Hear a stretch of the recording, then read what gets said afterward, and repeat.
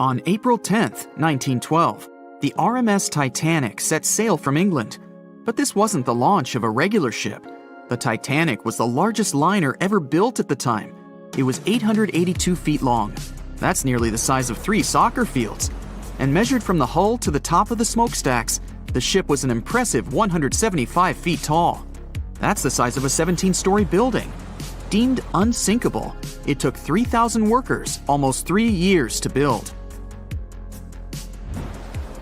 But a mere 4 days into its very first voyage, at 11:40 p.m., the ship collided with an iceberg and was lost beneath the waves of the Atlantic Ocean. It took the liner only 2 hours and 40 minutes to sink. And of more than 2,200 passengers and crew members on board, only 706 survived. The wreck would remain lost for another 73 years, hiding its many secrets within the frigid Atlantic waters. And if it wasn't for a man whose whole life had been devoted to exploring the sea, the giant ship might have remained lost for a lot longer. That man was Robert Ballard. As a child, Ballard was obsessed with the ocean. This fascination started when he was just 12 years old. That's when he watched a film adaptation of Jules Verne's science fiction novel, 20,000 Leagues Under the Sea. It had everything to spark a young person's imagination, from adventure and strange creatures to a powerful underwater vehicle called the Nautilus. It could travel anywhere in the world you wanted to go. From that moment, life on dry land was no longer in Ballard's future. When he was 23, he was assigned to the Deep Submergence Group. There, he helped develop techniques to search the ocean floor. His biggest accomplishment was the creation of Alvin. It was a small, easy-to-maneuver submarine that could carry 3 people. It also featured an external mechanical arm designed to gather underwater samples while the crew remained safe and dry inside. Alvin the submarine quickly proved useful for a variety of tasks. For example, once it was used to track down an aircraft that had crashed into the sea. But the vessel experienced a series of setbacks. In one case, it was attacked by a swordfish, which caused the submarine to resurface quickly. The swordfish, still stuck in the outer skin of the submarine, became that night's dinner. And in October 1968, the submarine was being lowered into the water when the cables holding it snapped, sending it careening into the ocean, along with 3 crew members on board. And because the small vessel was still open, it immediately filled with water and quickly began to sink. Luckily, the crew managed to escape, but Alvin was gone. Bad weather hampered multiple attempts to recover the vessel. It wasn't until the following year that it was finally returned to the surface. In time, Alvin would be improved. Its hull would be strengthened by titanium, giving it a higher depth rating, thus making it even better suited for ocean exploration. The specialized submarine would come in handy in many of Ballard's 100-plus expeditions. The man was one of the first to explore an underwater mountain chain called the Mid-Atlantic Ridge in the Atlantic Ocean. And when he found thermal vents in the Galapagos Rift in the late 70s, he also helped discover and document the process of chemosynthesis. That's a complicated chemical synthesis of food energy by bacteria. But his biggest discovery was still to come. Ballard claimed he'd never been a Titanic fanatic, but he eventually became obsessed with finding the ship after watching other explorers try and fail. As he said, Titanic was clearly the big Mount Everest at the time. Many others had tried, many that I thought would have succeeded, or should have succeeded but didn't. Ballard began thinking about finding the ship as early as 1973, and 4 years later, he actually made an attempt. He used the deep-sea salvage vessel Sea Probe, which was a drill ship equipped with cameras and sonar. But he was forced to give up when the drilling pipe broke. It just wasn't his time. In the early 80s, a Texas oil man named Jack Grimm tried to find the wreck on 3 different occasions.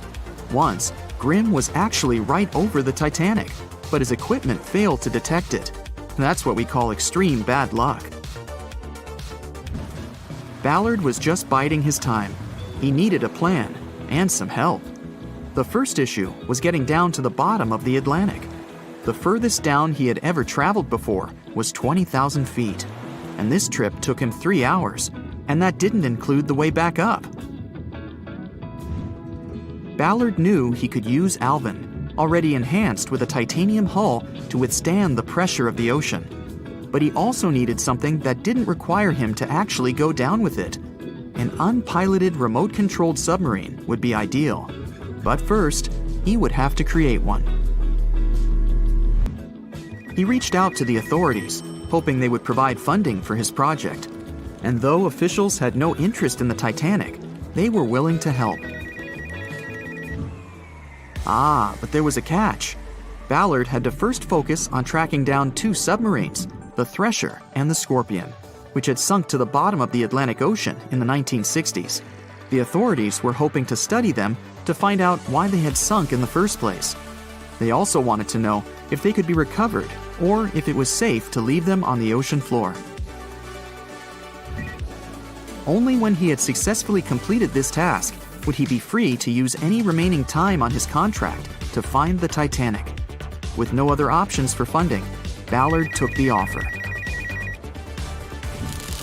He got to work. First, he created 2 new devices. Argo was an unpiloted, deep-towed undersea video camera sled. It was designed to take photos and record videos from a series of cameras mounted on it. It could work at depths of up to 20,000 feet, and it could also explore nearly 98% of the ocean floor. Argo was supposed to be tethered to a boat. As the boat moved, Argo would be pulled behind, floating just above the ocean floor. The camera would then transmit images to the surface. The second device was a small robotic vehicle called Jason Jr. It was also controlled remotely, which allowed the crew inside a submarine, like Alvin, to get closer to and photograph underwater objects. Ballard was now ready. He knew he had to find those submarines quickly, and it didn't take him long. Much to his relief, the search was relatively simple, and he was able to fulfill his obligations with 12 days to spare. With almost 2 weeks to devote to finding the Titanic, he set out to explore the ocean. He focused the search close to Newfoundland, Canada, pulling Argo along the ocean floor and reviewing the images it collected. And after a few days of nothing, they eventually found riveted hull plates and a boiler. Could this be it? The next day, a ship's large bow was revealed. On September 1st, 1985, Ballard and his fellow crew members realized they had finally found the infamous ship. The discovery resulted in a mix of emotions. Ballard was excited to be the first to find the Titanic's final resting place, but he was also overwhelmed by the sense of grief for those who had suffered when the ship had gone down. Over the next 4 days, the crew explored the wreck. They found the crow's nest, from where the iceberg had first been spotted. Plus, there was finally evidence of how the massive ship had split in 2 before sinking, with both halves of the ship found. There was furniture and dinnerware, and sadly, several leather shoes of those who hadn't made it to safety were scattered about the ocean floor. Ballard succeeded where others had failed and became an instant celebrity around the world. You'd think that locating the Titanic would be enough for one man, but not for Ballard. In 2019, he took on the challenge of solving another mystery, the disappearance of Amelia Earhart. Earhart had attempted to be the first woman to fly around the world. Unfortunately, she disappeared somewhere over the Pacific Ocean in 1937. She and her plane were never found. Ballard hoped that his luck with the Titanic would help with finding where Earhart had gone down, but his expedition failed to find anything.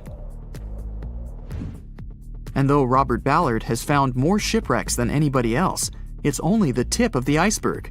It's estimated that there are over 3 million shipwrecks in the ocean, and Ballard has only located 100 of them. Now, in his late 70s, the man is hoping to encourage young people to continue his work of exploring the ocean and its many mysteries. In 1989, he started the Jason Learning Project to inspire grade school students to pursue science, technology, engineering, and math. He has his own research vessel called the EV Nautilus, after the name of the submarine in Jules Verne's novel, a fitting tribute to the story that inspired his career. A beam of electric light pierces the darkness over the calm waters of the Atlantic Ocean. The Titanic is quietly making its way through the waves, its passengers asleep, when suddenly a monstrous white shape is caught in the light beam. The fateful iceberg is about to rend the side of the legendary ship.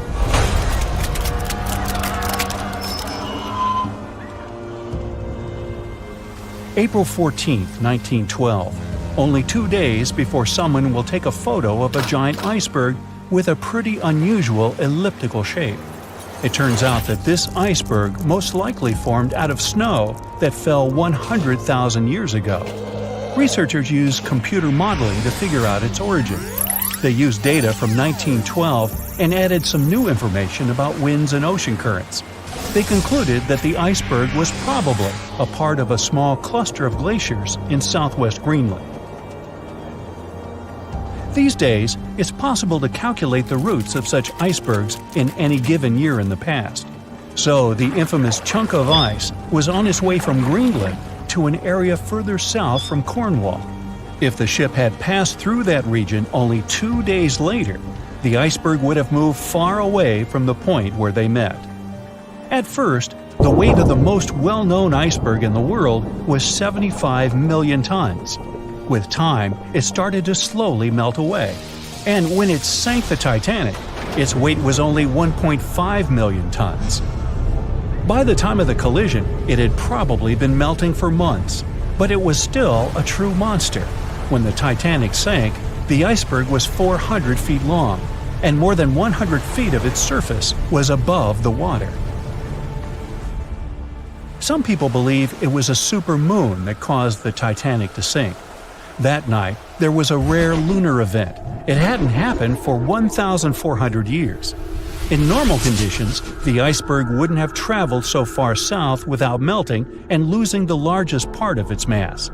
But the supermoon could have been the reason for an unusually high tide that pulled the iceberg away from the glacier way faster than usual.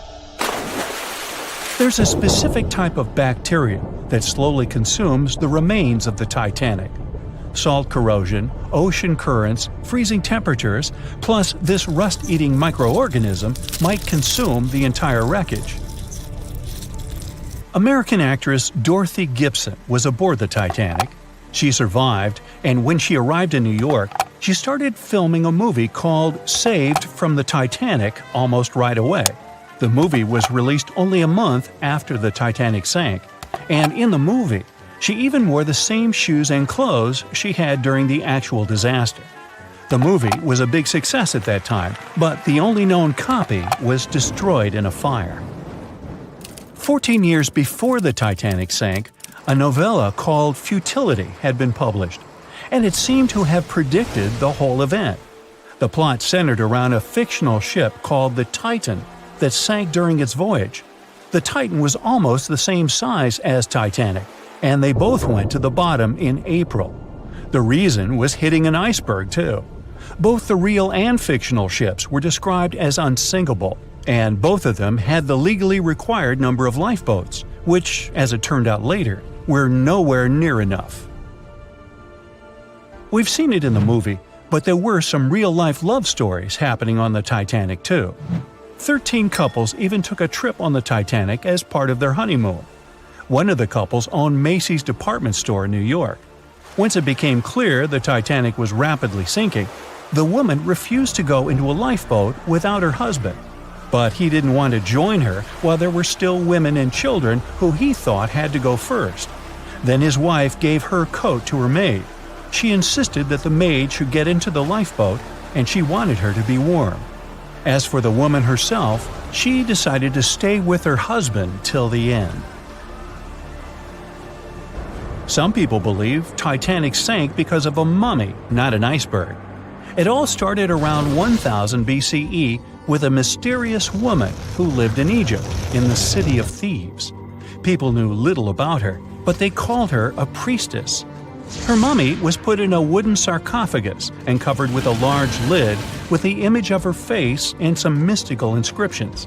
This place had been hidden until the first half of the 19th century, when a group of locals accidentally came across it. They disturbed her peace.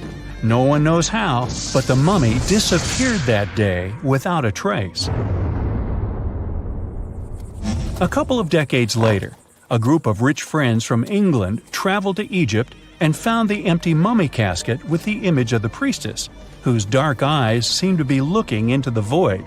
They decided to buy it, but the buyer disappeared the same night before he even got the case. All members of the group had some accidents. The casket changed its location a couple of times until it, as some believe, ended up on the Titanic. It took more than 70 years for a robot submarine to find the ruins of this legendary ship. The wreck lies nearly 13,000 feet under the surface of the Atlantic Ocean, split into two halves. Why did the liner break apart? No one knows exactly. Some think it happened because of the water that got inside when the ship collided with the iceberg. The pressure was so powerful it separated two parts of the vessel, starting with the ship's bottom structure. Others say it was because of the hull rivets. They had a high concentration of slag or smelting residue, and that's something that can cause the metal to split apart. The ship generally had many flaws, starting with the design. The watertight bulkheads weren't completely sealed on top. This allowed the water to flow between the compartments and, in the end, sink the vessel. The iron of the ship's rivets and steel of the hull ended up ruined because of high sulfur content, cold temperatures, and high speeds. The steel shattered and the rivets popped out quite easily. Because of this, Titanic sank 24 times faster than it would have otherwise. If the ship had hit the iceberg head-on instead of ramming it with its side, it would have probably stayed afloat. How come the crew members didn't have binoculars? It would have surely helped them spot the iceberg on time and maybe even avoid the disaster. But the binoculars on the Titanic were locked in a storage cabinet. Only one crew member had the key, and he had been transferred off the ship right before it set sail. He later said he hadn't remembered to hand over the key. But even without the binoculars, the ship might have had some time to change course and avoid the collision if the crew had gotten some warning. But that's the thing, someone did warn them. About an hour before the incident, a ship that was relatively close to Titanic, the SS Californian, sent a message to inform them it had stopped because of dense ice field. But the warning never got to the Titanic's captain. Some experts say it was because the radio operator didn't think it was that urgent. And later, the SS Californian said they didn't get a call for help from the Titanic because their radio operator was off duty. Some say the crew on the Titanic couldn't spot the iceberg on time because of an optical illusion. Atmospheric conditions that night probably caused super refraction, which could have camouflaged the berg. After all, no one actually saw the iceberg until it was too close to the ship to somehow avoid the crash. Not even a whole minute passed between the moment they saw the iceberg and the collision. It was only 37 seconds, and it took Titanic 2 hours and 40 minutes to disappear below the ocean's waves. They were on their way to the New World when a rendezvous with an iceberg crushed all of their dreams and hopes. There was panic and tears and heartbreaking goodbyes, like that of Jack and Rose. Or was there? Let's see how well you know the real story of Titanic. The love story of Jack Dawson and Rose DeWitt Bukater was inspired by true events. What do you say? Is it a myth or a fact?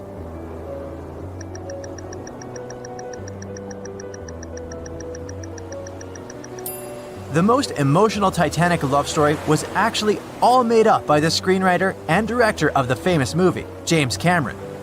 Some passengers featured in the movie were real though, and by a mere coincidence, there was a J. Dawson on board.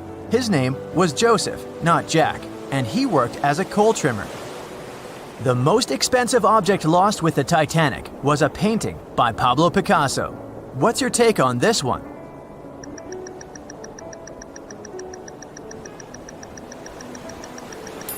It's a myth, another one given to us by the famous movie. The most valuable item that went down with the Titanic was probably a Mary Joseph Blondell painting, created in 1814. Some other valuable items were a violin that belonged to Wallace Hartley, the musician who insisted that they had to play till the very last moment. There was also a 1912 Renault Type CB Coupe de Ville that would now cost millions of dollars, a handwritten manuscript by Joseph Conrad, first edition essays by Francis Bacon, 5 Steinway grand pianos, and, of course, some fine china plates and cups, and first-class passengers' jewelry. The Titanic was the largest and the most luxurious passenger ship of its time. Does it sound real to you?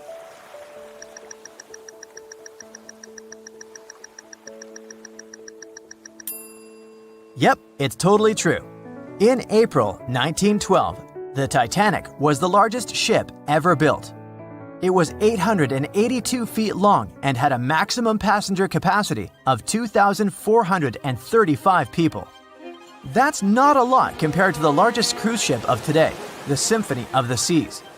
It's just a bit longer than the Titanic, but has more than double the passenger numbers.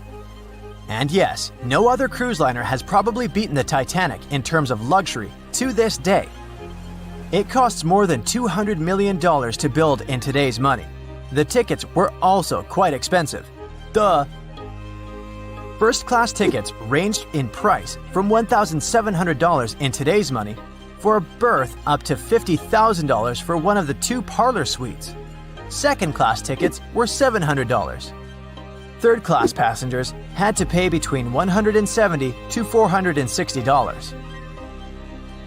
Most of the passengers of the unsinkable ship managed to survive. True or false?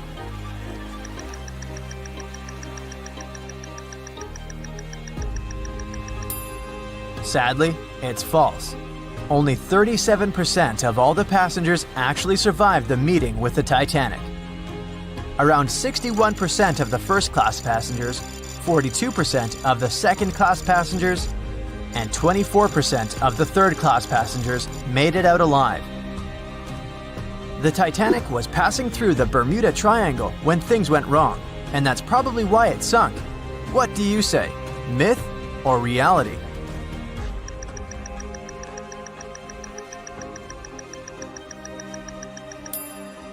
It's 100% a myth. The Titanic never even came close to the Bermuda Triangle. The liner sank about 400 miles south of Newfoundland, which is a huge distance to the north of Bermuda, the infamous area where ships and planes disappear without a trace. We might have the moon to blame for the sinking of the Titanic. True or false?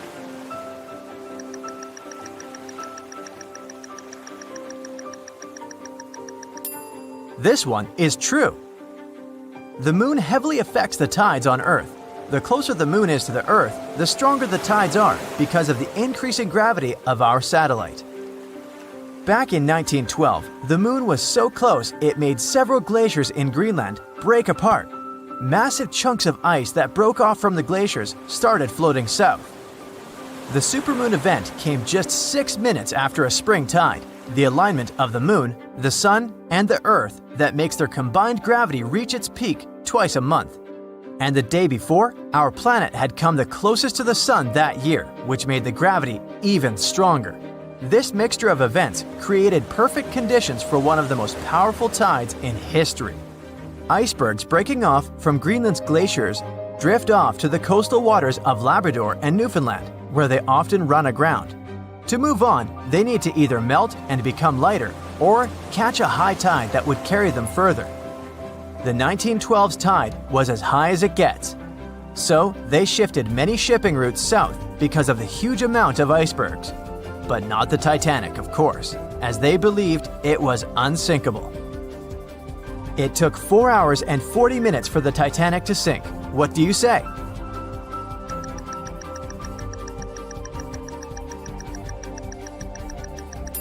It's false, and if you're a Titanic expert, you definitely know it was actually 2 hours and 40 minutes.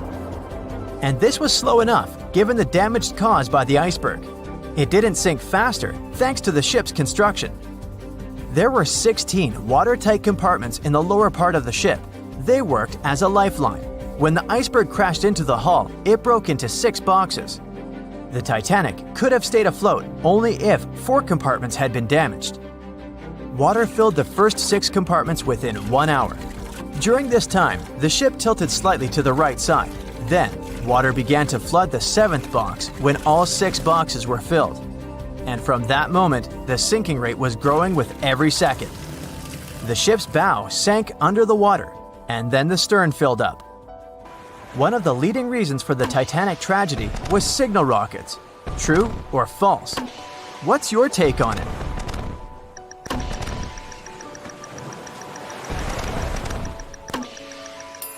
This one is true. When any ship sinks, the crew members must release red flares. It's a signal to all nearby ships that someone is in trouble. But for an unknown reason, someone put white lights in the Titanic's rocket box. When the ship crashed into an iceberg, the crew members released white flares. Another ship, SS Californian, was nearby at the time. Its captain knew the Titanic was going through a dangerous iceberg area. The crew of this ship didn't see the Titanic in the dark, but they noticed white rockets. Radio communication between the vessels didn't work. The SS Californian operator turned off the receiver. The Californian captain felt that something was wrong, so he sent a Morse lamp signal to the Titanic. But it was too late. The ship was already underwater, so no one could respond. Another ship, Samson, was sailing alongside the Titanic. It drifted with lights off since it was catching seals, and that's not legal. When the captain saw the Titanic's white rockets, he thought it was the Coast Guard. So Samson sailed away as fast as they could. They realized they had abandoned the drowning passengers once they made it to Iceland and learned the horrible news. In 1996, one expedition managed to raise the Titanic from the ocean floor. Do you believe it?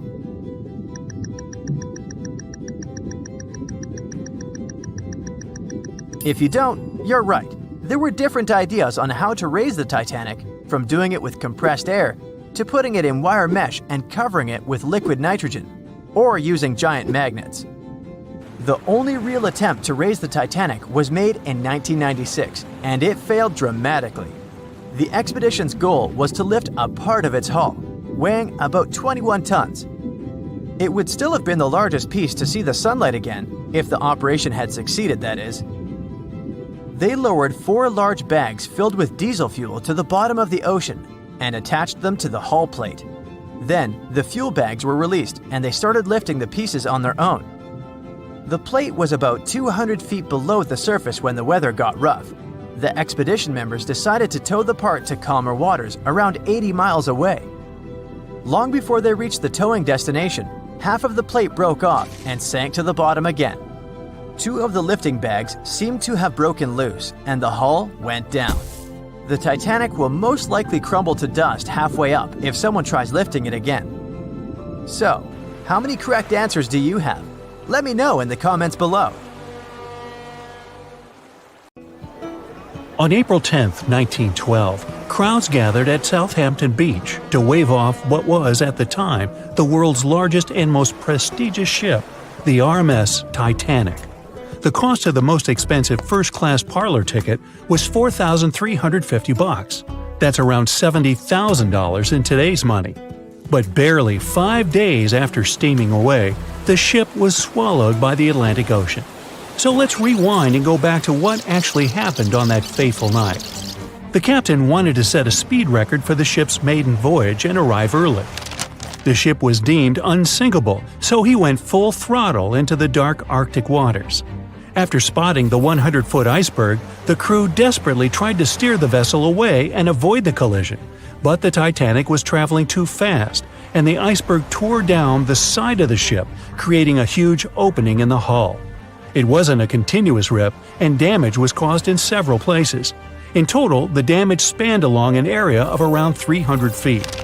But the ship's designers had prepared for the prospect of a collision and added watertight compartments down each side of the ship to act as a buffer zone. 4 of these compartments could be breached, and the ship would still stay afloat.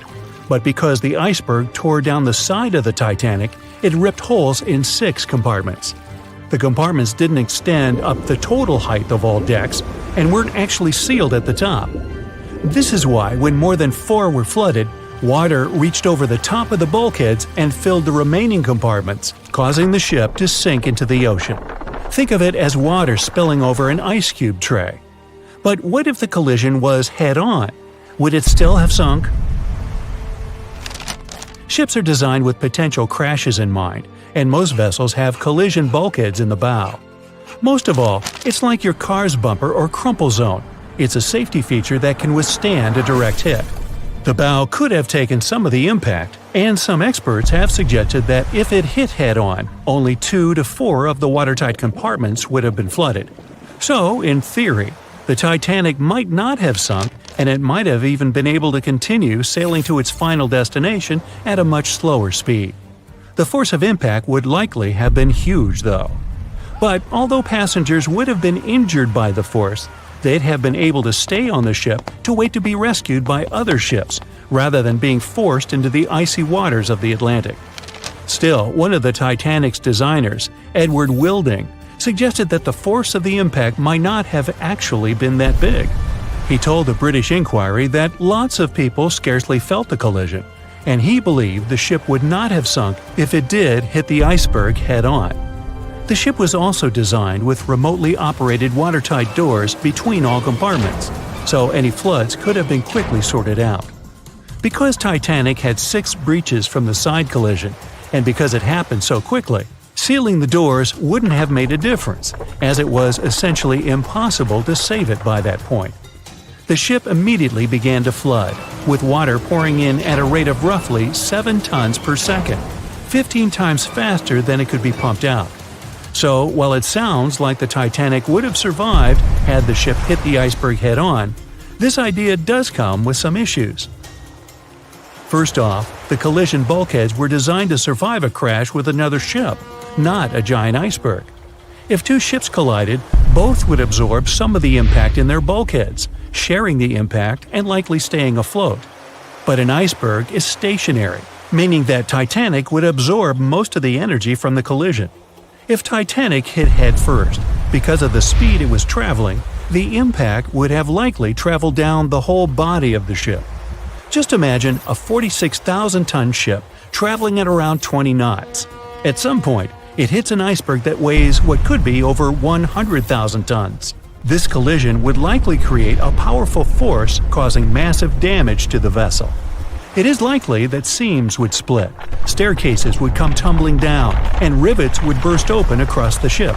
All that would have potentially flooded even more compartments. This could have caused Titanic to sink in a matter of minutes rather than hours. But that's just the tip of the iceberg. As we all know, the biggest part of it is hidden underwater. So if Titanic had been traveling head-on, it's likely it would have hit the part of the iceberg below the water first, which would send it veering off course. Hitting an iceberg is not like hitting a brick wall. In this case, the ice under the water would have torn open the bottom of the ship and caused damage to the sides. Icebergs also aren't flat, solid objects. If a flat collision happened, the ship might have stayed afloat, but icebergs come in many shapes and sizes, from domes to wedges. Studies have also been done on the steel used to produce Titanic, and the tests show the metal was about 10 times more brittle than the steel we use today. The ship was built before we understood the effects of low temperature on steel.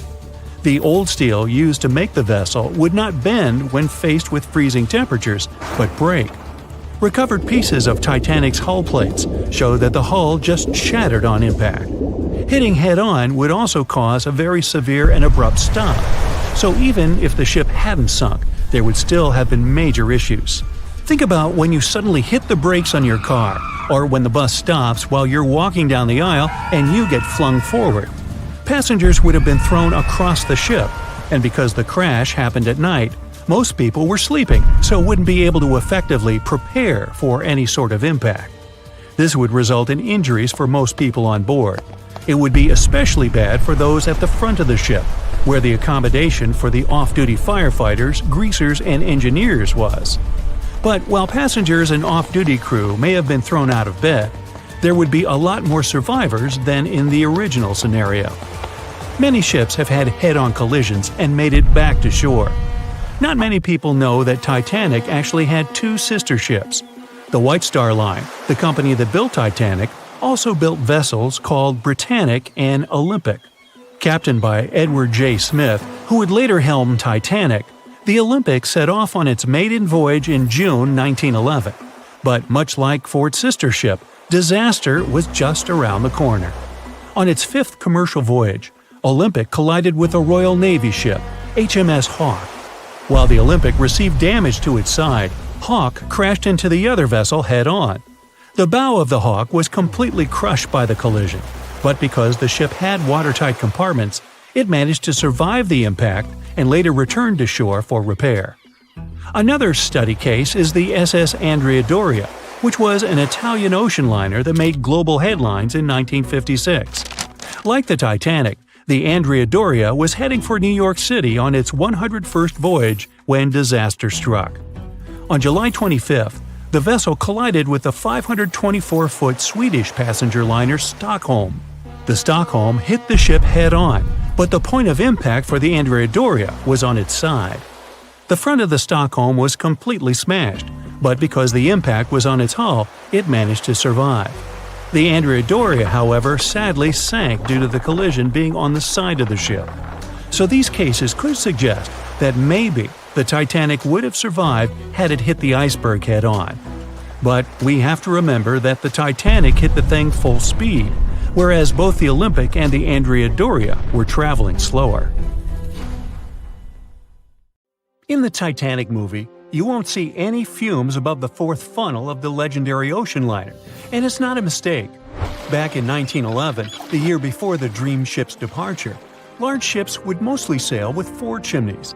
They needed those to draw heat and fumes from their massive boilers. The Titanic was a real engineering gem that only needed 3 chimneys to function. So the fourth was added for balance and more impressive looks. The White Star Line thought the public would have been disappointed to see only 3 pipes on the greatest ship of all time.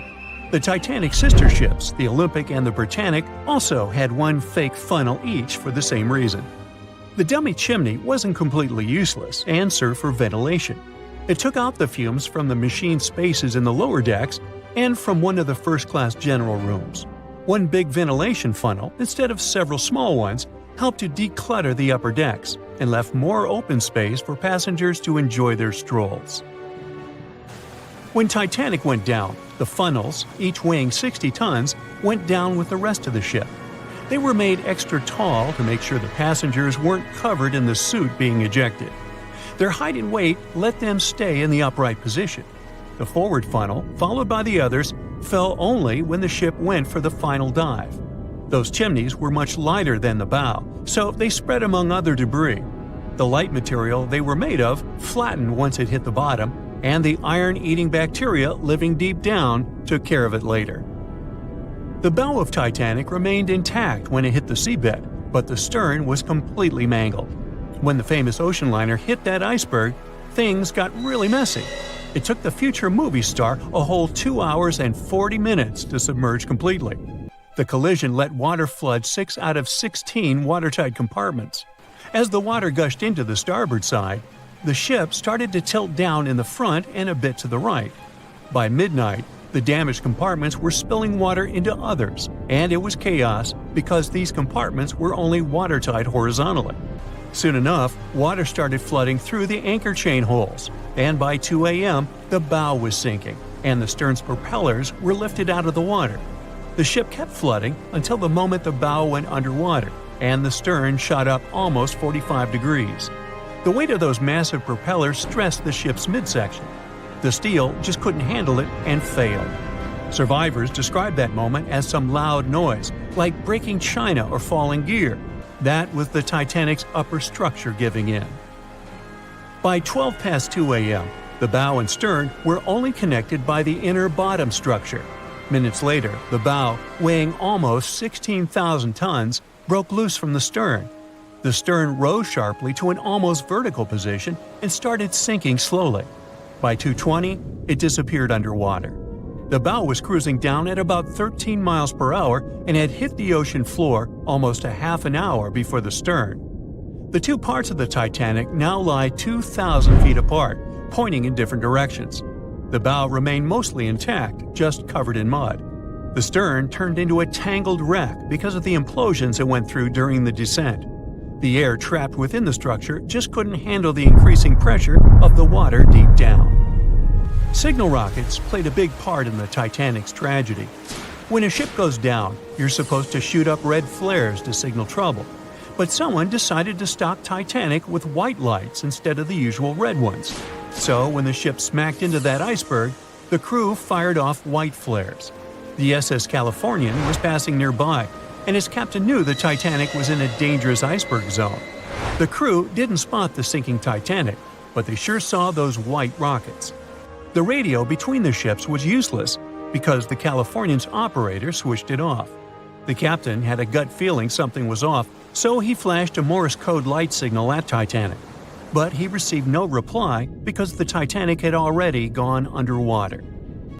There was another ship, Samson, sailing alongside the Titanic. It had plenty of illegally hunted frozen seal meat from Canadian waters abroad, so it was sailing with lights off to remain unnoticed. When they saw the Titanic's white rockets, they thought it was the Coast Guard and zoomed away. Samson didn't have a radio, so they couldn't find out about the ongoing disaster. The crew got the news about Titanic only when they got to the coast of Iceland the following month. There have been many theories to explain the Titanic tragedy, and one of the recent ones says that there was a fire involved. An Irish journalist went full detective for decades, digging into the mystery, and stumbled upon a game-changer. He came across a photo album that had been hiding from the public for a century after the tragedy. In the pictures, taken at the Harland and Wolff shipyard in Belfast, Northern Ireland, just over a week before the liner sailed, you can clearly see a massive 30-foot black spot on the ship's hull. Maloney researched the photos and eyewitness testimony from the time and claimed that a fire spontaneously broke out inside of one of Titanic's enormous coal bunkers. It was raging for a whole 3 weeks and messed with the metal, critically weakening a crucial segment of the ship's hull. Back then, most ships had just one hull, so it was the only skin the Titanic had. That's why the iceberg managed to punch a hole through the ship so easily. If it hadn't been for the fire, the Titanic might have shrugged off that iceberg collision. The company operating the liner knew about the fire, but they decided to conceal that fact. They didn't want any negative stories in the press as they faced some serious competition in transatlantic voyages. The Titanic was sold out, so they stocked up on coal and made it sail. The moon might have also played a role in the sinking. Our satellite heavily affects tides on the Earth. The closer it is to our planet, the stronger the tides are because of the increasing gravity of the moon. Back in 1912, the moon was so close it made several glaciers in Greenland break apart. Massive chunks of ice that broke off from the glaciers started floating south. The supermoon event came just 6 minutes after a spring tide. During new and full moons, the alignment of the moon, the Earth, and the Sun makes their combined gravity reach its peak. And the day before, our planet had come the closest to the Sun that year, which made the gravity even stronger. This mixture of events created perfect conditions for one of the most powerful tides in history. It created the perfect conditions for the icebergs breaking off from Greenland's glaciers to move freely. Opponents of this theory say that the difference in tidal force wasn't actually that big, and it couldn't have been the main cause of the sinking. The iceberg tore down the side of the ship, leaving a huge opening in the hull. It wasn't a continuous rip, and damage was caused in several places. Some experts believe the ship would have survived the iceberg if it had hit head-on. The Titanic had watertight compartments designed to prevent flooding in case of a collision. Only the first 3 or 4 of these compartments would have been flooded. This could have helped save a lot of lives. Supporters of this theory put the blame for the disaster on First Officer William Murdoch. Huge, fast-moving ships don't just turn in a matter of seconds like a speeding car. It takes minutes. When Murdoch realized the collision was inevitable, he tried dodging left to avoid a direct hit. But despite his efforts, the ship still collided with the iceberg. You know the rest. Can you guess how many theories of the Titanic's sinking exist? Right, loads, including a theory of my own, which I'm going to share with you today. And then you can decide which one seems most likely to you. One Piece theory. The very first version of the events was the One Piece theory. It's very simple and basically claims that the sinking happened without any breakups. 2:15 a.m., the ship collides with an iceberg. 2:18 a.m., the lights go out. The ship reaches an angle of 45 degrees and then quickly begins its final plunge into the ocean depths. 2:20 a.m., only about 3 minutes later, the RMS Titanic disappears under the surface of the ocean for good. The liner doesn't break, it just goes down as a whole piece. Of course, this can't be true. In April 1912, the Titanic was not only the largest ship in the world, but also the largest ship ever built. It's hard to believe that such a heavy vessel could have gone down without breaking. That's just impossible. Well, I mean, you can't blame the theorists. Before we found the wreckage, there were no other theories. Wait a minute, or were there? The day after the disaster, the survivors gave their interviews. They talked about what had happened, and some of them claimed that the ship had actually broken in two when it had been flooded. For example, Jack Thayer, a 17-year-old boy, outlined the sinking as he remembered it, and L.D. Skidmon drew a sketch based on his description.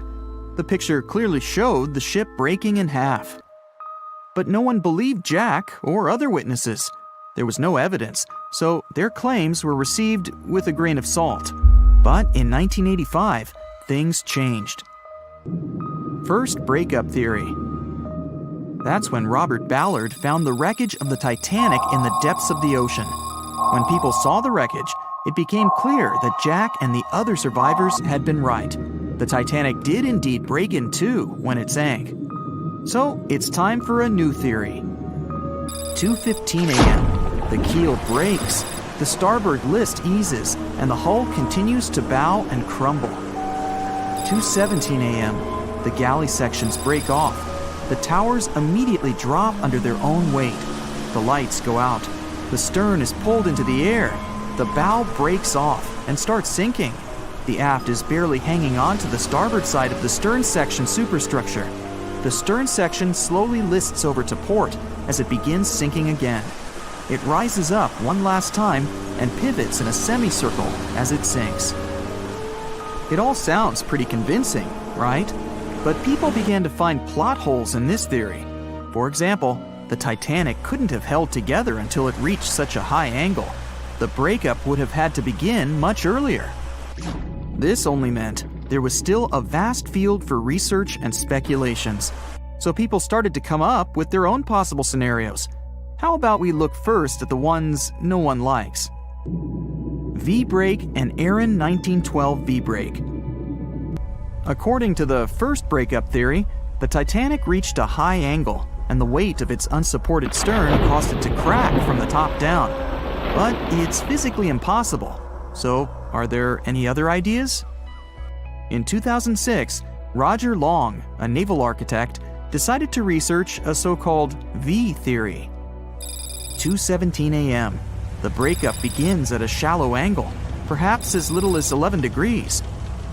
The upper structure fails and starts to crack. At this moment, only its double bottom is holding the Titanic together, but it starts to bend under the strain too, failing the ship. Water is pouring through the crack. It increases the weight in between the two sections, bending the Titanic the other way and pulling it into shape somewhat resemblant to the letter V. The upper decks get mangled and bent together. The bow heads for the bottom, and the stern is the last to sink. This theory has since been disproven many times, though. Roger Long believed it because the broken edges of the upper decks in the Titanic's bow section were all mangled and crushed. However, we have learned that it happened because of the so-called hydraulic downburst, the force of the water crashing into the deck as the Titanic hit the ocean floor. Another V-break theory states that the bow had risen out of the water after the break. This theory was mainly peddled by one former Titanic enthusiast. But not only has this theory been proved to be physically impossible due to the bow's incredible mass, it was also inspired by incorrect information. Remember Jack Thayer? Well, it was based on his sketch and the words of a couple of passengers. But the truth is, none of them had ever seen the Titanic break down like this. Jack himself even stated in an interview that the sketch was completely out of context to what he had actually seen. It was drawn by a passenger on the Carpathia, the ship that received the Titanic's distress signal and came to its aid. It couldn't be used as evidence. Now that we know this, let's move on to the theories that most people believe in. James Cameron's banana peel theory. Who hasn't seen the legendary movie about the Titanic, right? It became the leader of the 70th Academy Awards ceremony in the number of nominations and awards, and deservedly so. But did you know that James Cameron had been interested in the Titanic for many years and studied the ship's history?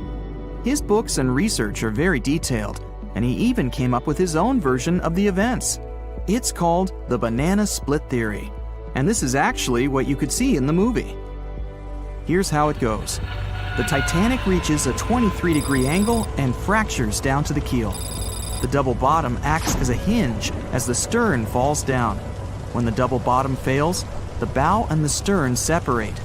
The stern lists to port, standing vertically, and then begins to go underwater. This theory is the most scientifically accurate one, along with Roy Mengat's theory. Wait, who's Roy Mengat? Mengat theory. Roy Mengat was an engineer who came up with the most plausible theory for the time being. 2:17 a.m. The lights go out on the Titanic. At this moment, the ship is at an angle of 20 to 23 degrees. Suddenly, the vessel snaps in two just around the third funnel. It causes the stern to settle into the water. The keel fails first. The draft and lower hull are crushed and break apart. Water surges into the bow and stern of the ship through the huge cracks, causing the bow section to sink beneath the waves. The stern rises up to the angle of 70 to 90 degrees, and then it sinks too. This theory seems to make the most sense, but it's quite controversial.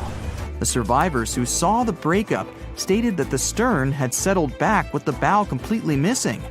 Mengat's theory, however, contradicts that statement, while James Cameron's scenario takes this into account.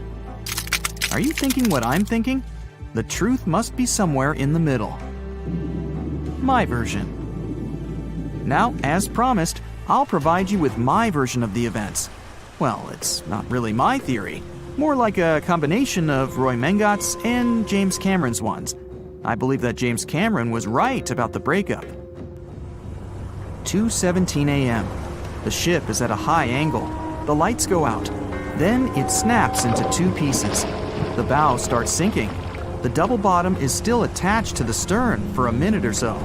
Once the double bottom fails, the two parts separate and the bow goes down. Then, as Mengat said, the stern rises up at a high angle, and then it begins to sink vertically. It might have actually happened because the survivors stated that they had seen a clean break. This means it couldn't be hidden. And they had also seen the stern staying vertically in the air for a long enough time, probably a few minutes, before disappearing. Anyways, all of these are just speculations. Regardless of how the Titanic broke apart and sank, it was a great tragedy. It's already been 110 years since the Titanic collided with an iceberg and sank. Did you know that in 2022, the Blue Star Line Company is completing the construction of an exact replica of the Titanic? Called the Titanic II liner, the ship will be sent sailing along the same route with 2,400 people on board. Let's hope that everything goes well for them. Meet Arthur John Priest. No, he isn't famous for being a painter. or for discovering some long-lost treasure. He didn't invent some cool gadget or break any world records.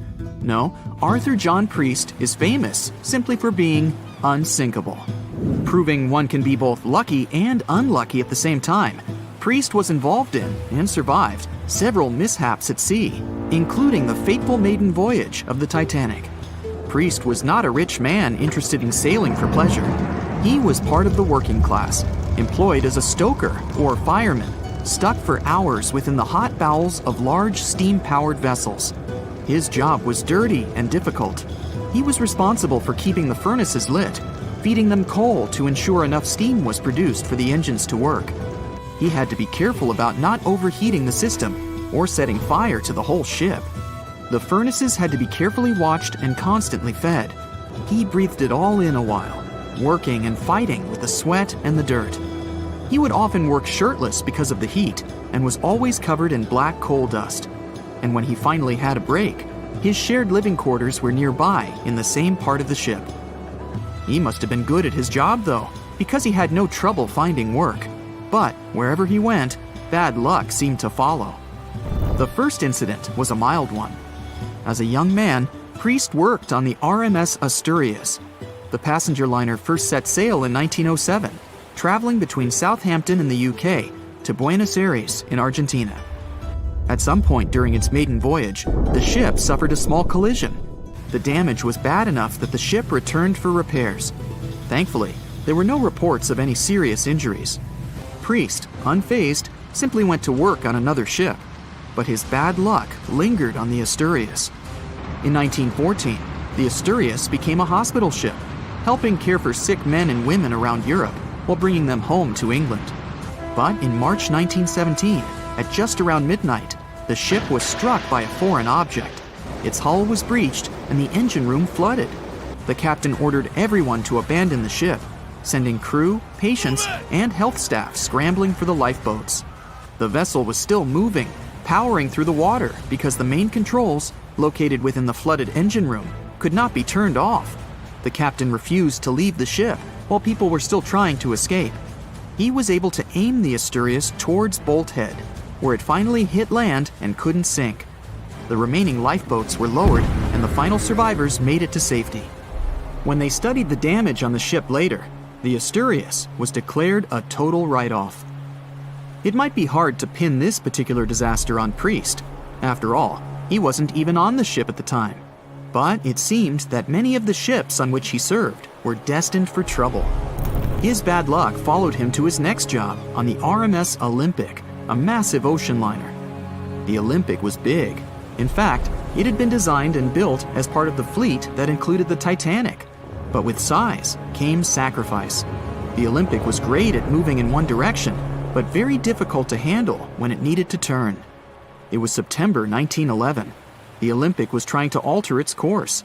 The Hawk, a smaller ship sailing nearby, didn't give the larger vessel enough room to maneuver, and the two slammed into each other.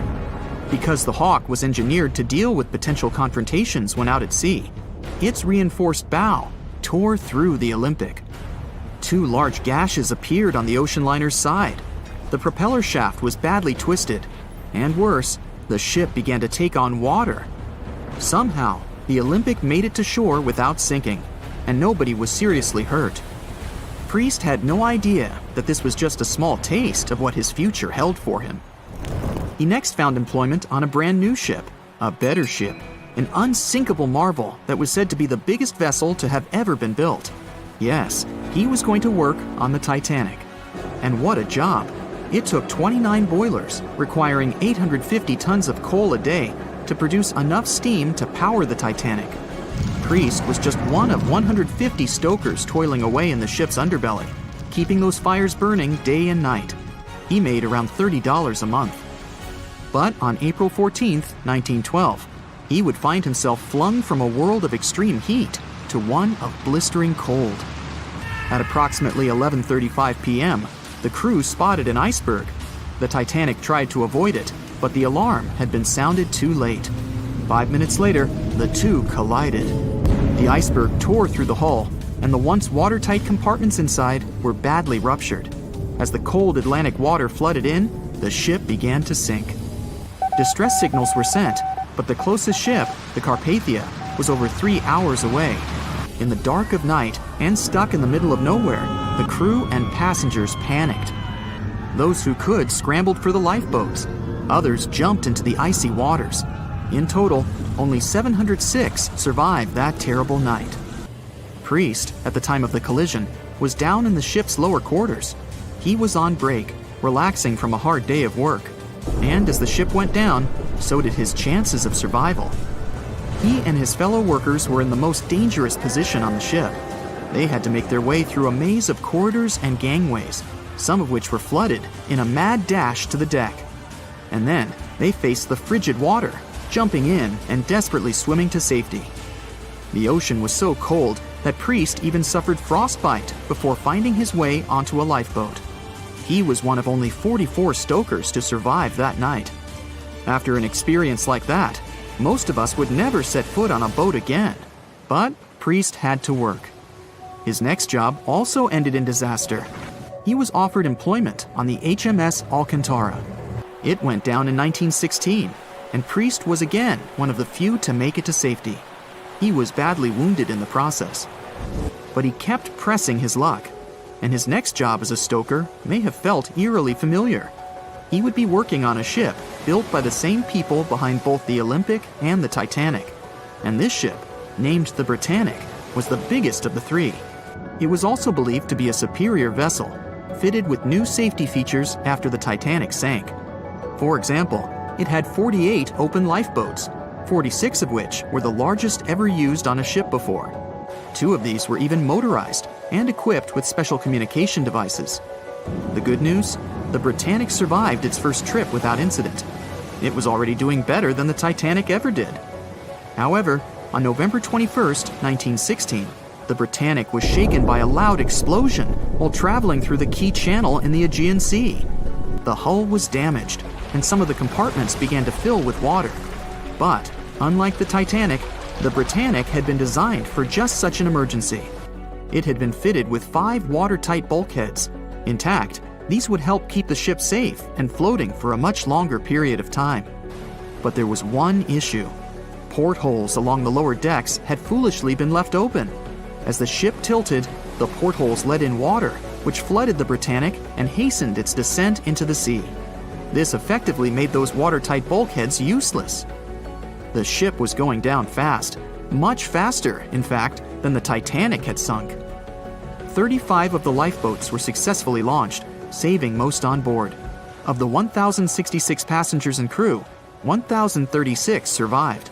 Priest, his luck intact, was one of them.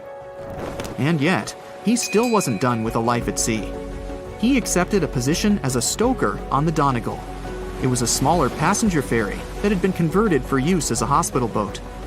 In April 1917, it was struck by a foreign object while fleeing an unsafe situation, and though he suffered from a head injury, Priest was again one of the survivors. It took experiencing 2 collisions and 4 sinkings before Priest was finally ready to retire. In fact, he reportedly said he only gave it up because no one wanted to sail with him. Can you blame them? He would live out the rest of his life on dry land in Southampton, England, with his wife Annie and their 3 sons. But Arthur John Priest would always be remembered as the unsinkable stoker. Staying in the water that's 70 degrees Fahrenheit for a long time definitely won't do your health any good. A water temperature of 50 degrees Fahrenheit is a nightmare. It feels much colder than the air of the same temperature. The passengers of the Titanic were in 28 degrees Fahrenheit water. Can you imagine how cold it was? Even the iceberg that the Titanic met was warmer. The water didn't freeze because of the high salt content. But what if the temperature had been higher? What if the Titanic had sunk in warm water, say 120 degrees Fahrenheit? Theoretically, this could have happened had the waters of the North Atlantic met a warm undercurrent from the southern part of the ocean on disaster day. But this heat wouldn't have been enough. The ocean area is too vast, and the temperature is too low at night. The warm undercurrent alone wouldn't have made a difference for people who were overboard. But if the Titanic had sunk in another place at one particular moment, perhaps then all people could have been saved, thanks to an incredible natural phenomenon. Now, on board everybody, our voyage to a parallel universe begins. It's a moonless night on April 14th through 15th. The Titanic crashes into an iceberg. Icy water floods the lower decks. The captain sends a distress signal. The nearest rescue ship, Carpathia, is 58 miles away from the sinking Titanic. At maximum speed, Carpathia will get there in 4 hours. That's quite long, even in warm tropical waters, since your body loses heat anyway. The Titanic begins to sink. The crew downs lifeboats. Some of the passengers jump overboard. The ship is going under the water. There are no boats left, so you jump along with other passengers. It feels as if you got inside a huge iceberg. The water is so cold that it's hard for you to move. You can't even scream because there's no air in your lungs. But at this moment, you feel a pleasant warmth coming from the depths. The heat rises above your knees and waist, then reaches your neck. Finally, you regain control of your muscles and can breathe deeply. You notice that all the other passengers feel the same warmth. The water becomes a little hot. It makes you happy. But in a moment, horror replaces your delight. The ocean begins to foam. And not because of the high temperature, but because something is rising from the ocean floor. You hear a heavy, low sound coming from the depths. It's not a sinking Titanic, but something bigger. You can see a huge iceberg nearby. It's melting, and a huge chunk is breaking off from it. 1,000,000 bubbles appear on the surface. Then you feel something hit you in the leg. Thousands of strange, lightweight rocks are rising from below. There are also massive plates among them. People use them as lifeboats. You climb on one of those rocks and look at the ship. It doesn't sink, since all the water is bubbling and pushing the vessel up. You take one of the small rocks and understand everything. It's pumice. An underwater volcano has woken up right under the ship. Thousands of tons of volcanic rock are floating to the surface. When it erupts, its magma shakes the entire space, heats the water, and destroys the seabed. But it doesn't result in anything destructive on the surface. The enormous pressure of hundreds of millions of gallons of water suppresses the volcano's power. Molten rocks of the Earth's crust are pressed against the seabed, and pumice rises to the surface. And here's why it happens. The upper part of Earth consists of many solid parts, tectonic plates. These plates collide with each other and divide. And when one part separates from another, the magma immediately comes up. So, all volcanoes are these unstable fault sites. If the Titanic had sailed over one of these areas during an eruption, many passengers would have been saved. Back in the parallel universe, you notice the Titanic starts sinking again. The water is no longer bubbling. The volcano has gone out. In a matter of seconds, the ocean turns icy again.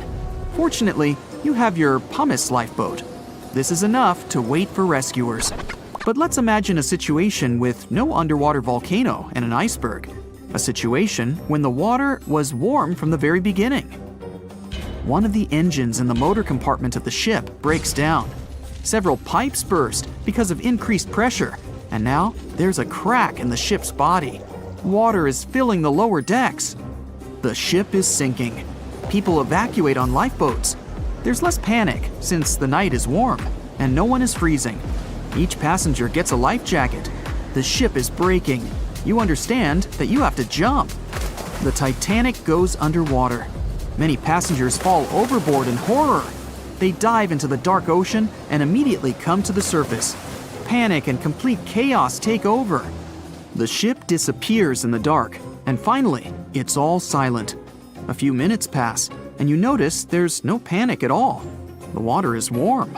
Almost all passengers have life jackets. Someone is floating on the wooden shipwreckage. After a couple of hours, the water no longer seems so comfortable. The ocean takes away your body heat. To keep warm, passengers swim closer to each other in a tight circle. Yeah, now it's quite possible to wait for another couple of hours till the rescuers come. People on lifeboats sail closer and take those who freeze on board. Passengers take turns, 20 minutes in the water, then 20 minutes in boats. It's essential not to take your clothes off. Even a wet outfit helps keep your body warm for longer. And when it seems that everyone is saved, somebody screams. A girl in a boat looks scared. She trembles with fear and points her finger into the black water. Passengers try to see what's there and notice a triangular fin. 1, 2, 3. There are so many of them! The noise of the sinking ship has attracted a group of sharks. And now, they are circling the survivors, hoping to satisfy their hunger. They're swimming slowly. It doesn't look like they're going to attack. But you should keep your eyes open, as these fish are some of the world's most aggressive and dangerous sharks, the bull sharks. They can be agile, fast, and unpredictable. They don't swim in the cold waters of the Atlantic, but the water in this parallel universe is perfect for them. The sharks are strong and sturdy. They create the illusion of slowness to relax their prey. They're called bull sharks because of their short, blunt muzzle, like that of a bull, and they like to hit a target or other sharks with their forehead. Several fish are ramming boats. Someone falls into the water. Fortunately, people help them back on board. The sharks aren't going to retreat. Chaos and panic ensue. People are screaming and splashing the water with paddles to scare away the fish, but it doesn't help. One of the sharks opens its toothy mouth and clings to a boat. At this moment, you notice more fins nearby. A pack of great white sharks arrives at the party. They are some of the most dangerous animals on the planet. They're big, fast, and strong, and their 300 triangular teeth lined in several rows are sharp as blades. Great white sharks swim around the boats and scare away the bull sharks. You fall off the boat and see a big fin approaching you. Fear awakens the survival instinct in you. You're trying your best to swim away from the shark as far as possible. Of course, it's useless, since the shark is much faster and will definitely catch you. You feel your foot touching the shark's nose. The other foot gets into the toothy mouth. You scream in horror. After a second, the shark lets you go. Great white sharks rarely attack people. If they bite, it's just to test you. After all, the shark's favorite prey is seals. It simply loses interest if it realizes you aren't a seal. But if the shark is starving, it doesn't matter to it what kind of prey you are. Lucky for you, this one is not like that. Those survivors in the boats have almost nothing to fear either. Great white sharks don't attack them. They can push boats slightly, but only to test them. The great white shark is swimming away from you. But a bull one appears, and it looks like it's hungry. The shark is swimming towards you, opens its mouth, and a loud ship horn penetrates the water. This is the RMS Carpathia that has come to the rescue. All the sharks swim away scared. All passengers are saved. Back in our universe, another ship that had been nearby could have saved the passengers much earlier. But that's another story. You know SOS, don't you? 3 dots, 3 dashes, and 3 more dots. It's an easy enough signal to tap out in Morse code. It means save our souls or save our ship. The crew of the legendary Titanic had been desperately trying to send this signal for 2 hours the night of April 14, 1912. There were other ships not too far from the spot where the iceberg took down the mighty Titan of the sea. But the call for help seemingly disappeared before it could reach them. The passenger ship SS Mount Temple did pick up a signal and try to respond, but the Titanic never got the answer. So what was silencing the ship's cries for help? Some unknown Bermuda Triangle of the North Atlantic? Consider this. Eyewitnesses say the sky was painted with a brilliant aurora borealis that cold, fateful night. Beautiful, yes. But on that day, the northern lights may have sealed Titanic's fate for good. You see, the aurora borealis forms thanks to geomagnetic storms. Sounds complicated, but those are basically fluctuations in the Earth's magnetic sphere. And what causes those is the sun itself. The magnetic sphere is like a protective bubble that surrounds our planet. It blocks harmful solar rays, winds, and other cosmic dangers from reaching us. Without it, life on our planet wouldn't be possible. Earth would look more like Mars. You also have it to thank for compasses pointing north. Experts know the Earth's magnetosphere affects navigational equipment, or disrupts it. Which brings us back to the Titanic. Recently, a published weather researcher named Mila Zenkova proposed a theory that solar flares, which provoked a geomagnetic storm, could have played a major role in the Titanic's untimely demise. Solar flares make themselves known on Earth all the time. Some people are especially sensitive to the magnetic storms they cause. These unlucky folks can feel weakness, fatigue, headaches, and even mood swings. On usual days, the pressure is the same on both sides. The magnetosphere blocks all the bad stuff, and we're all happy. But sometimes, explosions occur on the sun. They can be massive, Earth-sized. These flares shoot out a wave of charged particles that collides with the magnetosphere at high speeds. Our protective bubble then goes on the defense. It shrinks, deforms, and pushes those particles toward the poles. Enter those brilliant lights dancing above the Titanic that night. In the north, we know it as Aurora Borealis. In the south, Aurora Australis, or the Southern Lights. When the magnetosphere pushes those solar and cosmic particles toward the poles, they collide with molecules of different gases. That's why you get the range of colors. For example, oxygen can be green or red depending on the distance, and nitrogen is blue or purple. What multiple people saw that night was exactly this phenomenon, including the second officer from the rescue ship Carpathia. He wrote it down in the logbook before getting the distress call from the Titanic. But I'm getting ahead of myself. Auroras are a visible sign of a geomagnetic storm. Now, about navigational equipment. This applies to satellite and radio frequency devices. Remember, they didn't have iPhones back in the Titanic days, so the average person couldn't notice their gadgets going haywire. But navigational devices and wireless telegraph did exist and were actively used. Rewind back to the Middle Ages, when sailors noticed that, on some days, compasses wigged out. The arrows spun in all directions, and people back then had no idea why. It wasn't until the 18th century when French scientists found out that such problematic days occur at the same time as black spots appearing on the sun. Solar flares, the mystery was solved. Now, the Titanic had the most advanced, well-known radio equipment at that time. They tested it thoroughly to make sure it worked for distances up to 2,000 miles away. Titanics passed them all.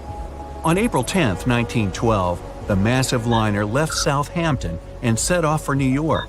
The very next day, the crew started getting the first reports of drifting icebergs and ice fields. They put dots on the map to mark the coordinates and let out a sigh of relief. All the troublesome spots were north of the Titanic's planned route. But after a couple of days, the warnings were moving farther and farther south, encroaching on the majestic ship. On April 14th, Captain Edward Smith decided to change course to the south in hopes of bypassing the ice. This ended up being a huge mistake. Enter the magnetic storm. If it was throwing the navigation equipment off, even by a tiny error of half a degree, the captain could have been mistakenly taking the ship right toward a cluster of icebergs. What's even worse, the radio operators ignored warnings coming from other ships. That, or they simply forgot to hand them over to the captain. As hired contractors from the radio company, they were more interested in transmitting paid telegrams from passengers on that luxurious liner. The radio transmitter kept going out of order that evening, probably because of all this private traffic. When it was finally fixed, operator Jack Phillips received another message from the SS Californian at 10:30 p.m. Their operator was trying to warn Phillips about the coordinates of drifting icebergs, but he paid them no attention. He was nervous and in a hurry. Was the magnetic storm to blame for his frayed nerves and bad mood? We can only speculate. But as you know, some people are more sensitive to these things. The weather was fine, the ocean was calm, the water was smooth as glass. Despite all the warnings, the ship continued to sail at a maximum speed of over 22 knots.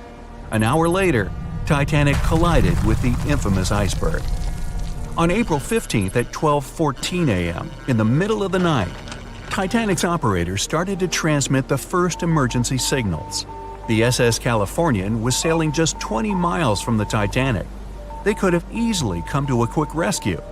But 10 minutes before the disaster, the Californian's radio operator had gone to bed. He was the only one who understood Morse code on the ship. According to this new theory, the magnetic anomalies possibly blocked Titanic's messages to other ships. For example, the steamer SS La Providence didn't receive any signals from the sinking ship at all. Yet they were still getting transmissions from another giant, the Olympic, which was 500 miles from the Titanic. That night, the signals were acting strange. They simply got lost somewhere in space, or they were like a jumbled riddle, impossible to solve. The SS Mount Temple did get a message and rushed to Titanic's aid.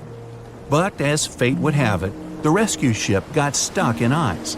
She did arrive at Titanic's last known coordinates, but the luxury liner was nowhere to be seen.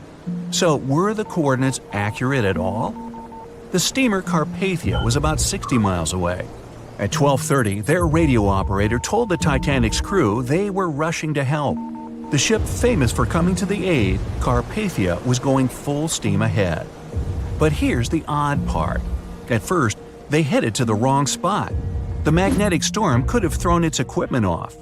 Good news is the steamer did end up reaching the right place when they saw the lifeboats full of passengers. Interestingly, once she reached land, the Carpathia didn't have any problems with her equipment. The blackout happened just around the wreckage site. The following investigation blamed radio amateurs for blocking signals. We now might know otherwise.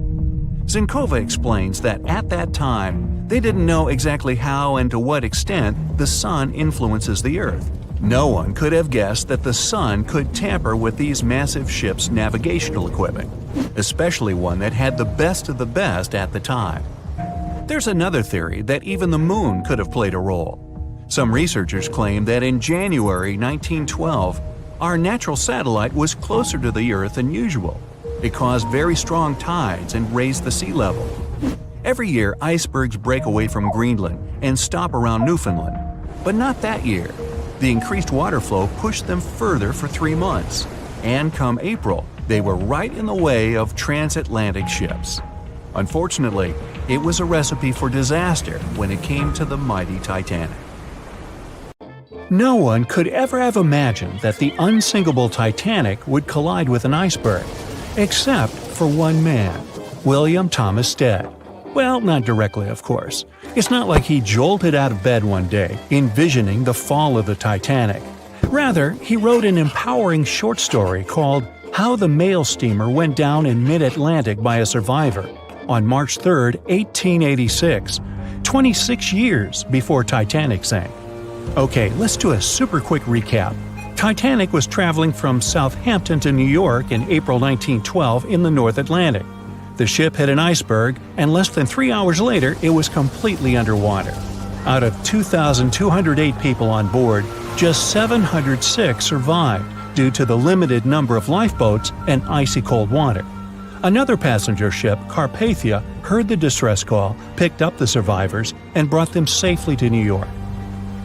The short story William Stead wrote was about Thomas, a British sailor, who got on a passenger liner bound for the U.S. At one point, the protagonist realized there weren't enough lifeboats for everyone on board the ship in case something happened. A couple of days later, heavy fog covered everything in sight. Luck was not on the liner's side, and it collided with a stray ship, just like Titanic struck an iceberg. Only 200 out of the 916 people made it safely to the U.S. The main character managed to survive by jumping into the water and climbing into one of the lifeboats. Now, you'd think that the story riled up everyone in the industry to add extra lifeboats on ships. But sadly, it received very little attention when it was published. Even more tragically, William Thomas Stead was on Titanic when it sank, and he didn't make it. The survivors who knew Stead mentioned that he had always been cheerful and had loved to chat during meals.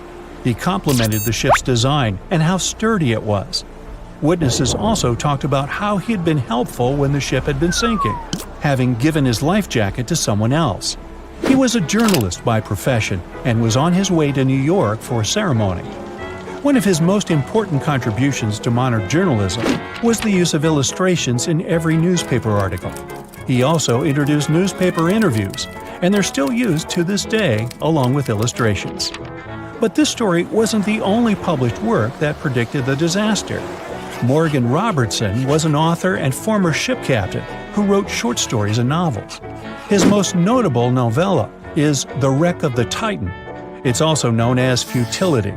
The book was written in 1898, 14 years before Titanic. It was a fictional story about the Titan, an ocean liner similar to Titanic, which was crossing the North Atlantic. It's also a coincidence that Titan was just as fast as Titanic and shared many other similarities, like size and design. The book described it as unsinkable and the largest ship to hit the ocean at the time. That's what they said about Titanic, too.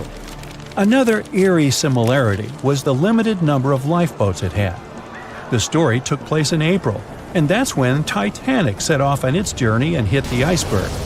The Titan story also mentioned that barely anyone had survived that horrible accident. Unlike Stead's story, the protagonist of Robertson took a different path.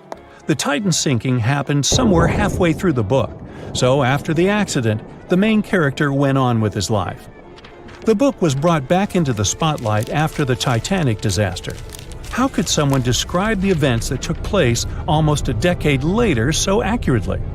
Many started to believe Robertson could see the future. But the reality was that Robertson knew his way around a ship. It was easy for him to write down the nitty-gritty of things without doing more research. Realistically, one of the biggest threats for ships at that time was hitting an iceberg or colliding with other ships. The next story sounds somewhat mysterious. Once, Alex Mackenzie heard a voice that warned him not to board Titanic. But when he turned around, there was nobody there. As he continued walking, the voice spoke to him again. But this time, it was louder and more distinct. He took the warning seriously and decided to cancel the trip and go back to Glasgow, Scotland, his hometown. His grandparents weren't too happy to find him back home instead of on Titanic. After all, the ticket was very expensive. That disappointment very soon disappeared when they heard that the ship had struck an iceberg. John Coffey was a member of the crew of Titanic, but he decided to ditch the ride when the ship stopped at his hometown in Queenstown, Ireland. His inner voice told him to get off the liner, and he did.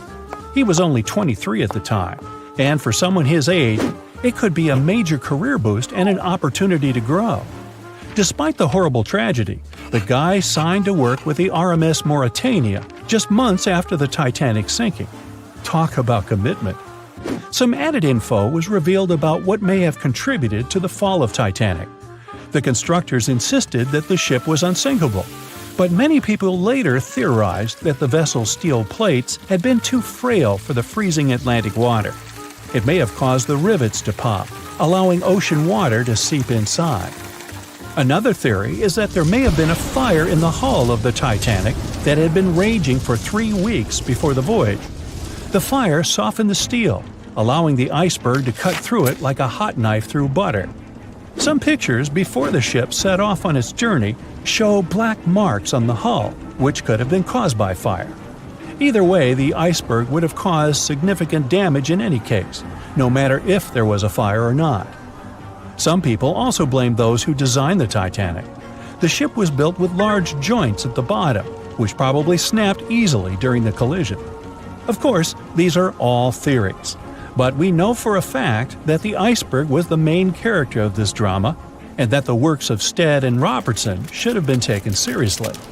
Either way, this should be a lesson for the future, helping to prevent similar tragic accidents.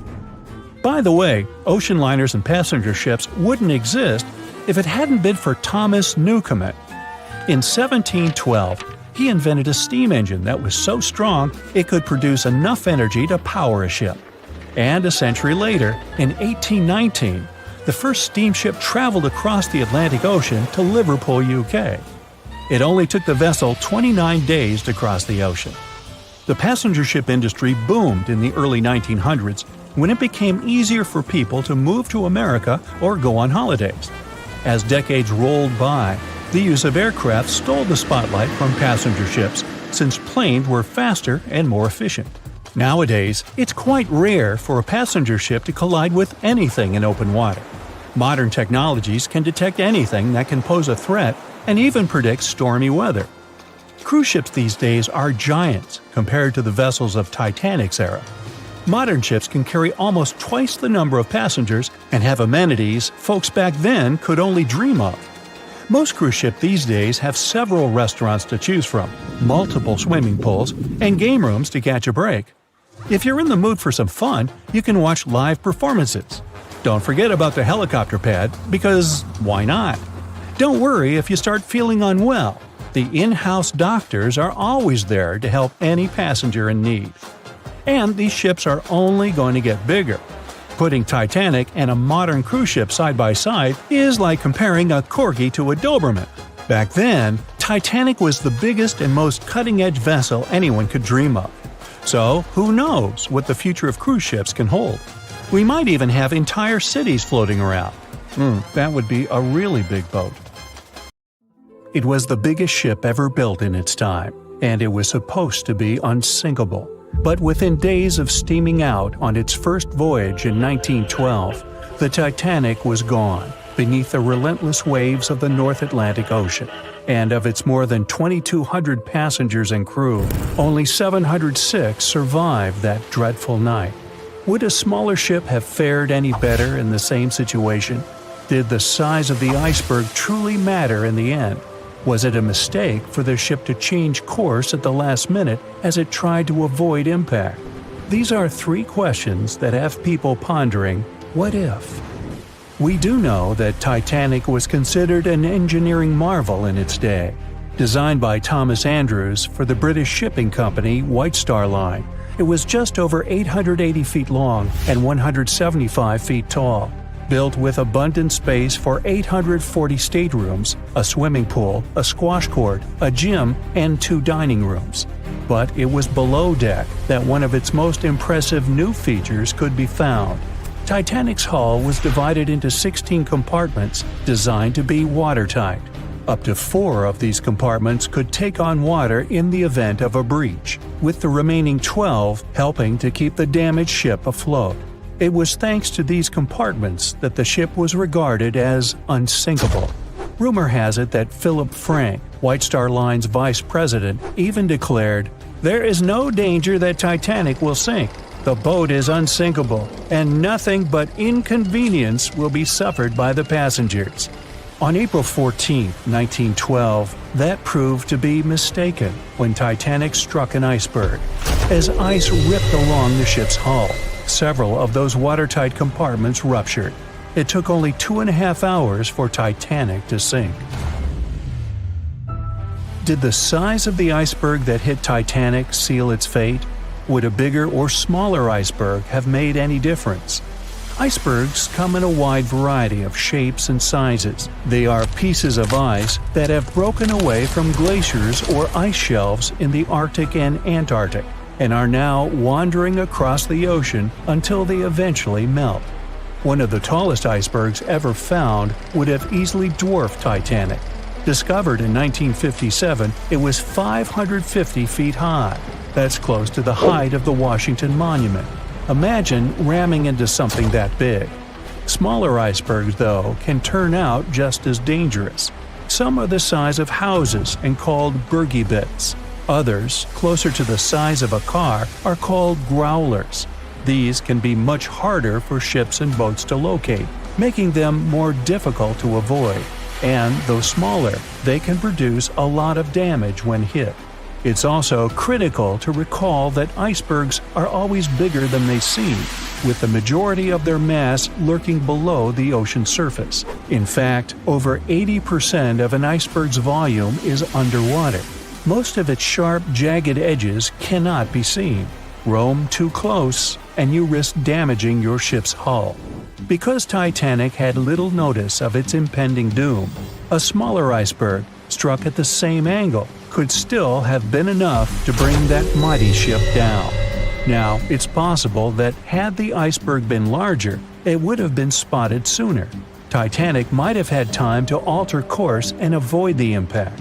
But missing that one iceberg would not have guaranteed Titanic's safety. It was traveling in a dangerous stretch of the Atlantic called Iceberg Alley.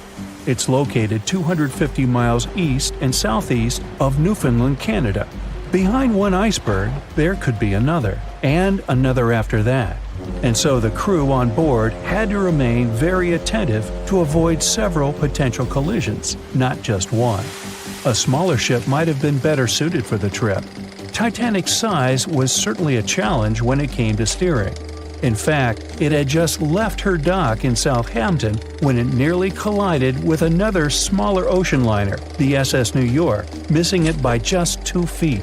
The gigantic steamship was obviously not made for maneuvering quickly in tight quarters.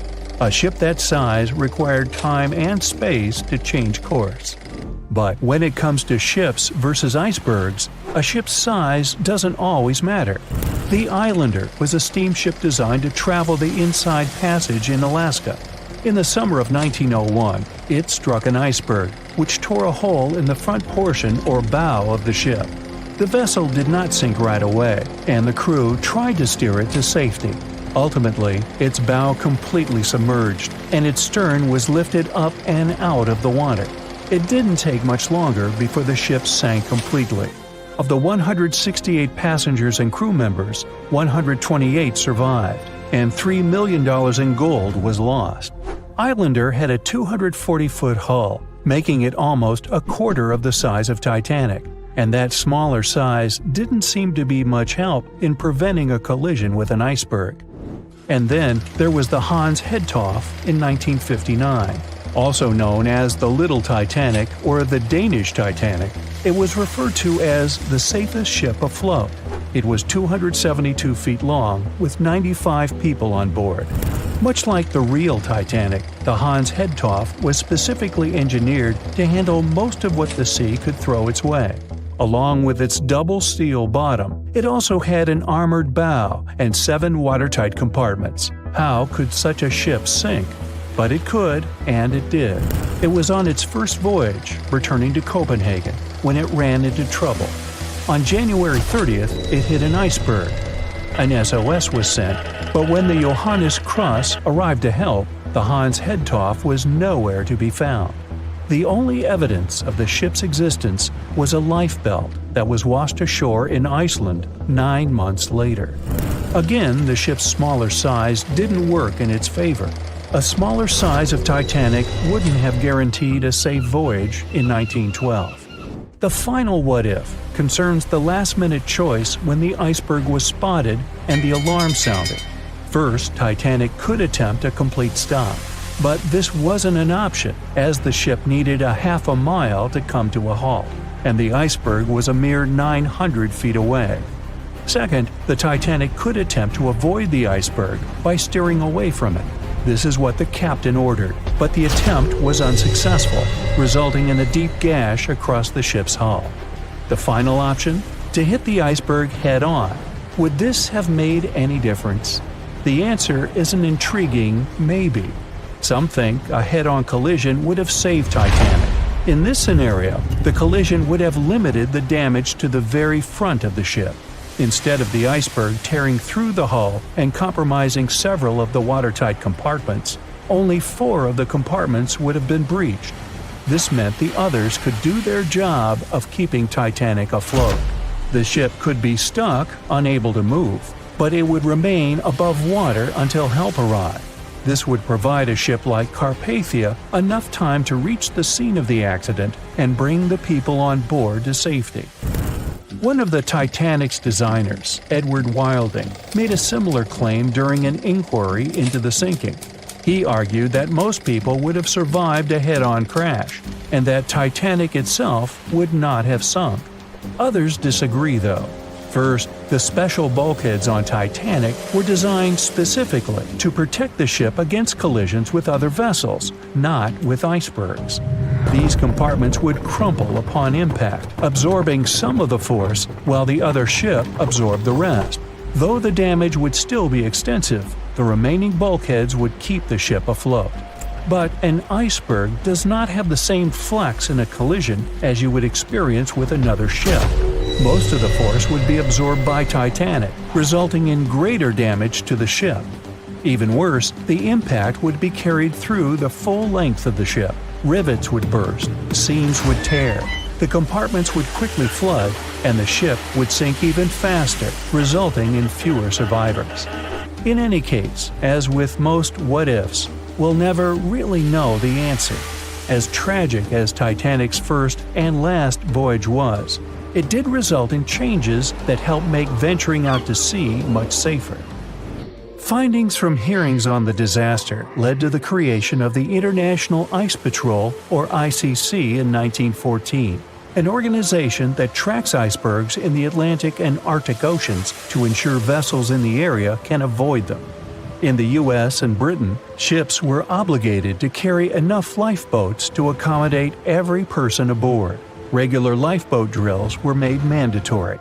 And finally, the bulkheads on ships were made higher to keep water out, and bottoms were stretched to create double hulls, helping make the compartments truly waterproof.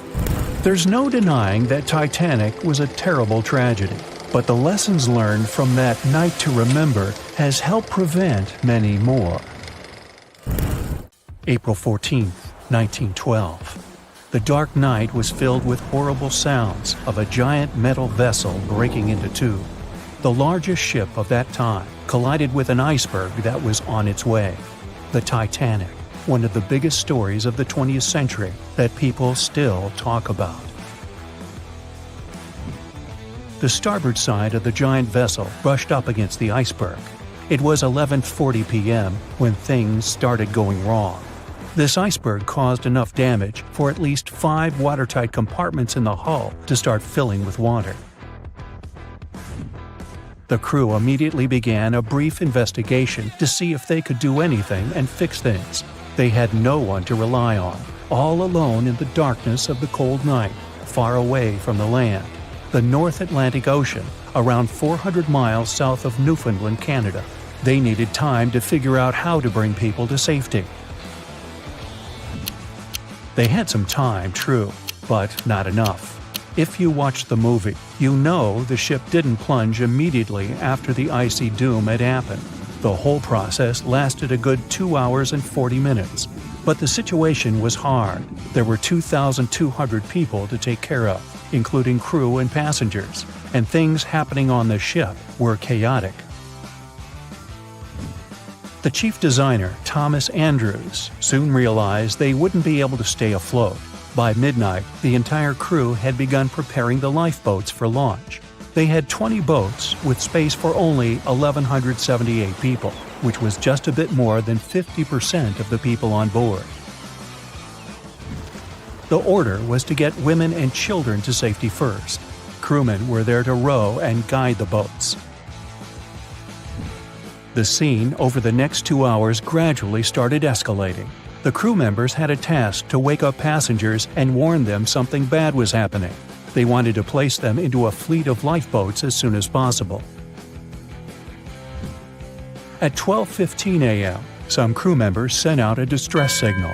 A steamship called Frankfurt was among the first ones that received the message and responded, but they were about 170 nautical miles away. Some other ships also got the message and offered their assistance, but sadly, they were too far away as well. At 12:20 a.m., the Cunard liner Carpathia got a distress signal from the Titanic and changed its course right away. They were 58 miles away at the time, and it would take them more than 3 hours to get there. 20 minutes later, the crew was lowering the first lifeboat. It was carrying only 27 passengers, although it had room for 65. Many of the lifeboats that were launched first were well below capacity. Crew members were worried, thinking the Davids wouldn't be able to hold a fully loaded lifeboat. And in the beginning, many passengers were just too afraid to leave the ship. They still thought Titanic was unsinkable and couldn't imagine the scenario that was going to happen 1 to 2 hours later. The crew was firing the first of 8 distress rockets. Unsuccessful. No one was close enough to help. By 1:20 a.m., they lowered 10 lifeboats. Number 8 had only 28 people in it. One of the passengers on the number 10 was 9-week-old Melvina Dean. She would later become the last survivor who lived until 2009 and turned 97. It was 2 a.m. already. 3 of the collapsible boats were the only lifeboats that remained on the ship. The bow of the vessel had sunk low and had tipped far under the surface. People around it could now clearly see stern propellers above the water. Crew members were lowering collapsible lifeboat D from the roof of the officers' quarters with over 20 passengers in it. As the ship's bow went under, the water was washing collapsible A from the deck. Those 20 people were struggling because their boat was partly filled with water. As crew members were trying to release collapsible B, it fell. Before they righted it, the water swept it off the ship. 30 passengers still managed to find safety on the overturned lifeboat. At 2:17 a.m., the ship's wireless operator decided to transmit one last distress call. A minute later, the light on the ship finally went out. Titanic and all left on board plunged into darkness. The bow continued to sink, and the stern was rising higher above the surface, which placed great strain on the midsection. Horrible sounds were filling the night. Titanic, this massive, legendary ship so many people placed their hopes in and were excited about, broke into 2 between the 3rd and 4th funnels. Reports would speculate it took about 6 minutes for the bow section to reach the ocean bottom. The stern settled back in the water before it rose again into a vertical position. It remained in this situation until it finally disappeared into the ocean. At 2:20 a.m., the stern apparently retained air inside, and water pressure crushed it as it went down. The stern landed about 2,000 feet away from the bow. People consider the Titanic the fastest ship in the world. They thought it was unsinkable because 4 of its compartments could be flooded, and that still wouldn't cause a critical loss of buoyancy. Its life was problematic since its beginning. While the ship was leaving port, it moved within a couple of feet of the steamer New York. It managed to safely pass by, which was a huge relief for all those worried passengers massed on the ship's decks. Titanic sailed off on the 10th of April. Its first journey was across the highly competitive Atlantic route. On the launch day, the Titanic became the biggest movable object in the history of humankind, 882 feet long, 92 feet wide. Not that big if you compare it with today's ships. The biggest cruise ship in the world today is Royal Caribbean's Symphony of the Seas, which is roughly 5 times the size of Titanic. If you put that ship in a vertical position, it would be nearly as tall as the Empire State Building, which is 1,250 feet without antennas. But Titanic was a huge attraction back in its time. At one moment of their journey, they stopped in France, after which they made another stop in Ireland. Once the final passengers boarded, the massive ship set out at full speed for their final destination, New York City. 4 days after the beginning of its journey, Titanic failed to divert its course from a huge iceberg, the story we all know about. Only 700 people survived, and most of them were women and children. The night was extremely cold, 1 hour and 20 minutes after Titanic had gone down to the bottom of the ocean. Survivors weren't even sure someone was coming to save them. Finally, they saw the light. It was Carpathia coming towards them. They came for the people in the lifeboats. The crew brought them aboard and pulled a handful of other passengers out of the water. Many ships tried to contact Titanic a few hours after it sank. Their messages were never returned. Later, when there was an investigation of what really happened, they discovered the Leyland liner California had been less than 20 miles away when Titanic was sinking. But the crew didn't hear the distress signals coming from Titanic because their radio operator was off duty. Countries from both sides of the Atlantic were shocked and horrified when they heard details of what happened to Titanic. They decided to make changes to ship operations, rules that would help avoid such events in the future. They held the first International Convention for Safety of Life at Sea, where they adopted rules for every ship to have lifeboat space for each passenger on board. Also, lifeboat drills became mandatory. They also decided to establish an international ice patrol. Its main role was to monitor icebergs in the North Atlantic shipping lanes. Ships also needed to maintain a 24-hour radio watch. Titanic wasn't built alone because of the size off, so the team built the Titanic alongside two sister ships, and both of them had eventful lifetimes. RMS Olympic came first. It was launched in 1910, and for a whole year was the biggest liner in the world. The Britannic was another sister ship that sailed for a while before it too ended down on the ocean bottom. But only Titanic became a legend and one of the most fascinating stories of modern history.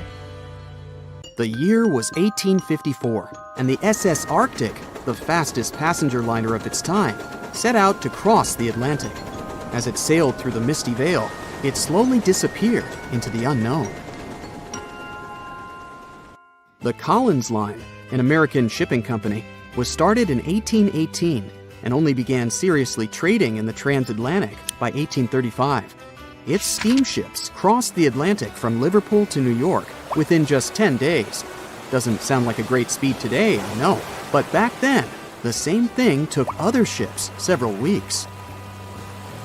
Light on the water with their wooden hulls, powering through with a strong steam engine, those steamships were the favorite choice for many high-profile people. What could go wrong with such an advanced ship, they thought. This reminds me of some other ship everyone believed to be unsinkable. But anyway, back to the Collins Line. It grew to be a serious contender on transatlantic routes, with only one other competitor, the Cunard's Line. It was a British company also aiming to be the main force through the Arctic Passage. In 1835, the company received a new ship that traveled to Liverpool and came back to New York with the largest cargo ever at that time. From then, the Collins Line was steadily growing. It seemed like there would only be future successes for it.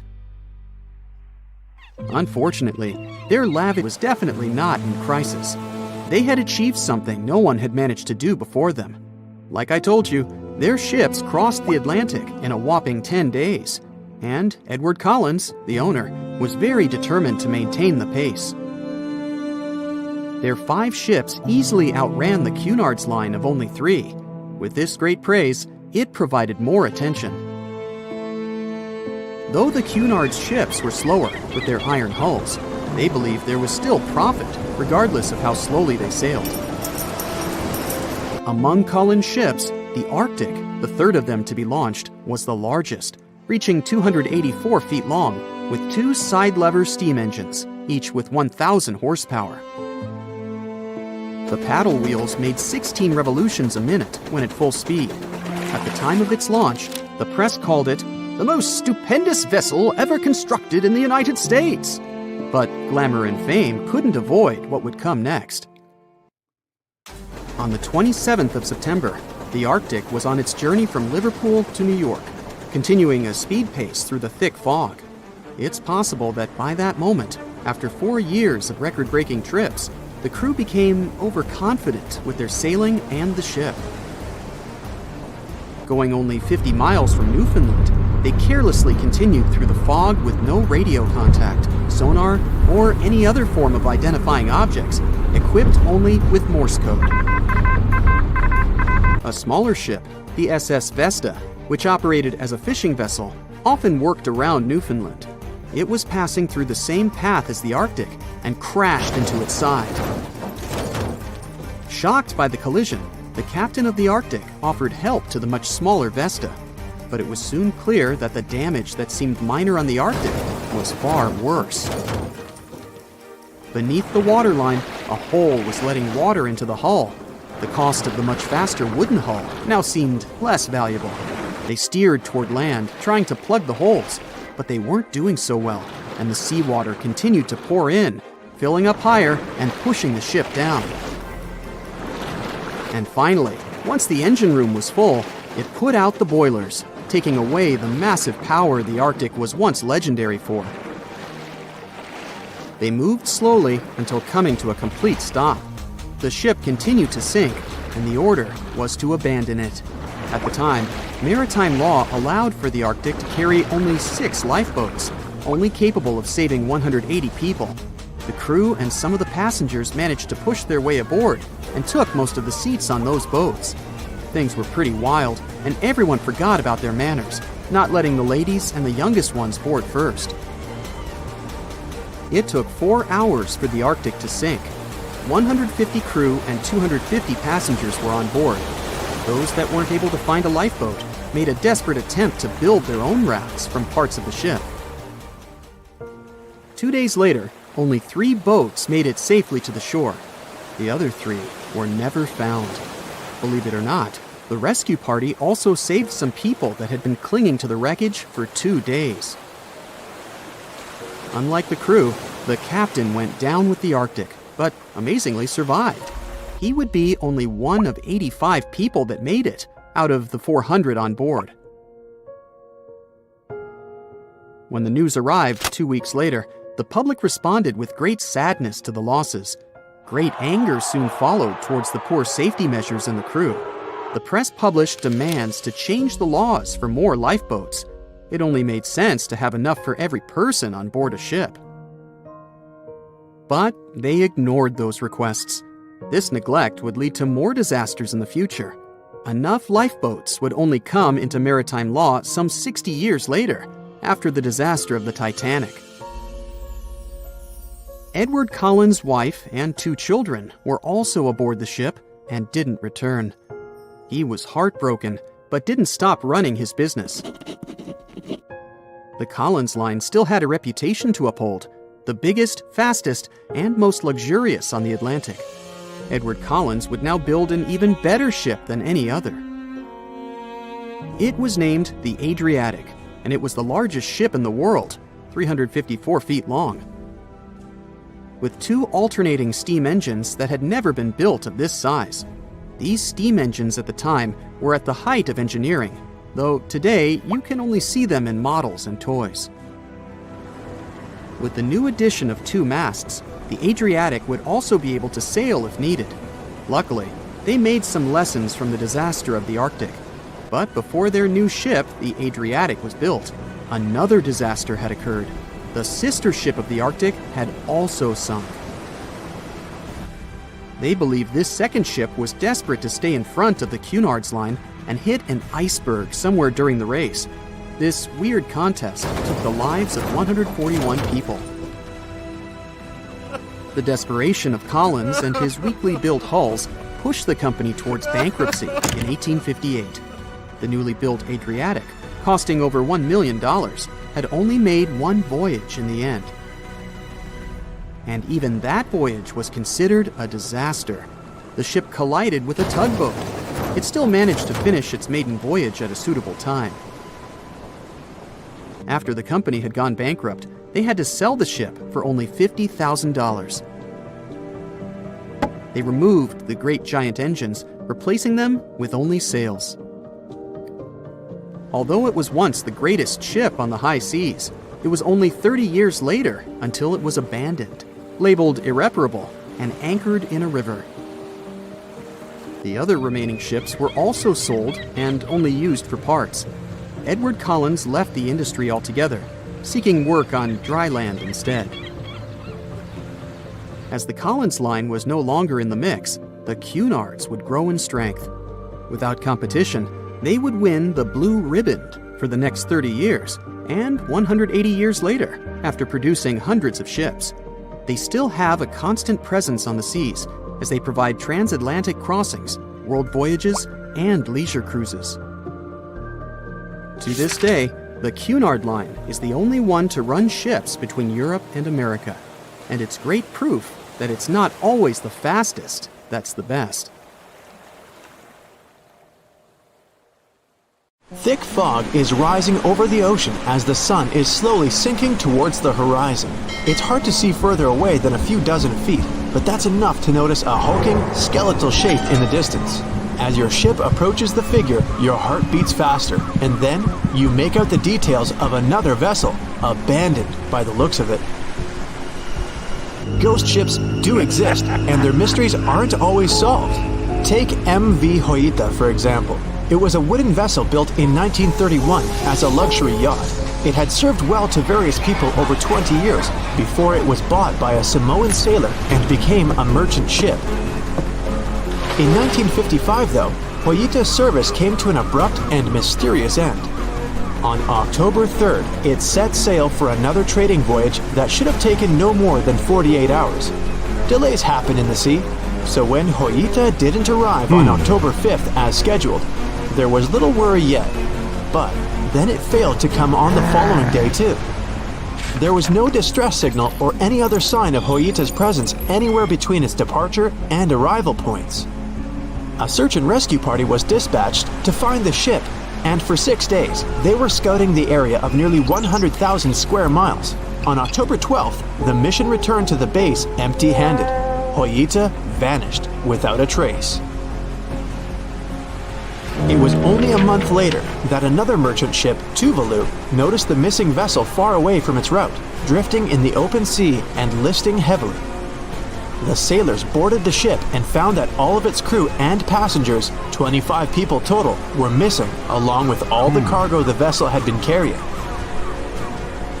The radio was tuned to the International Distress Channel, meaning that the crew had been trying to ask for help, but they couldn't reach anyone because the radio cable had been damaged, limiting the range to 2 miles.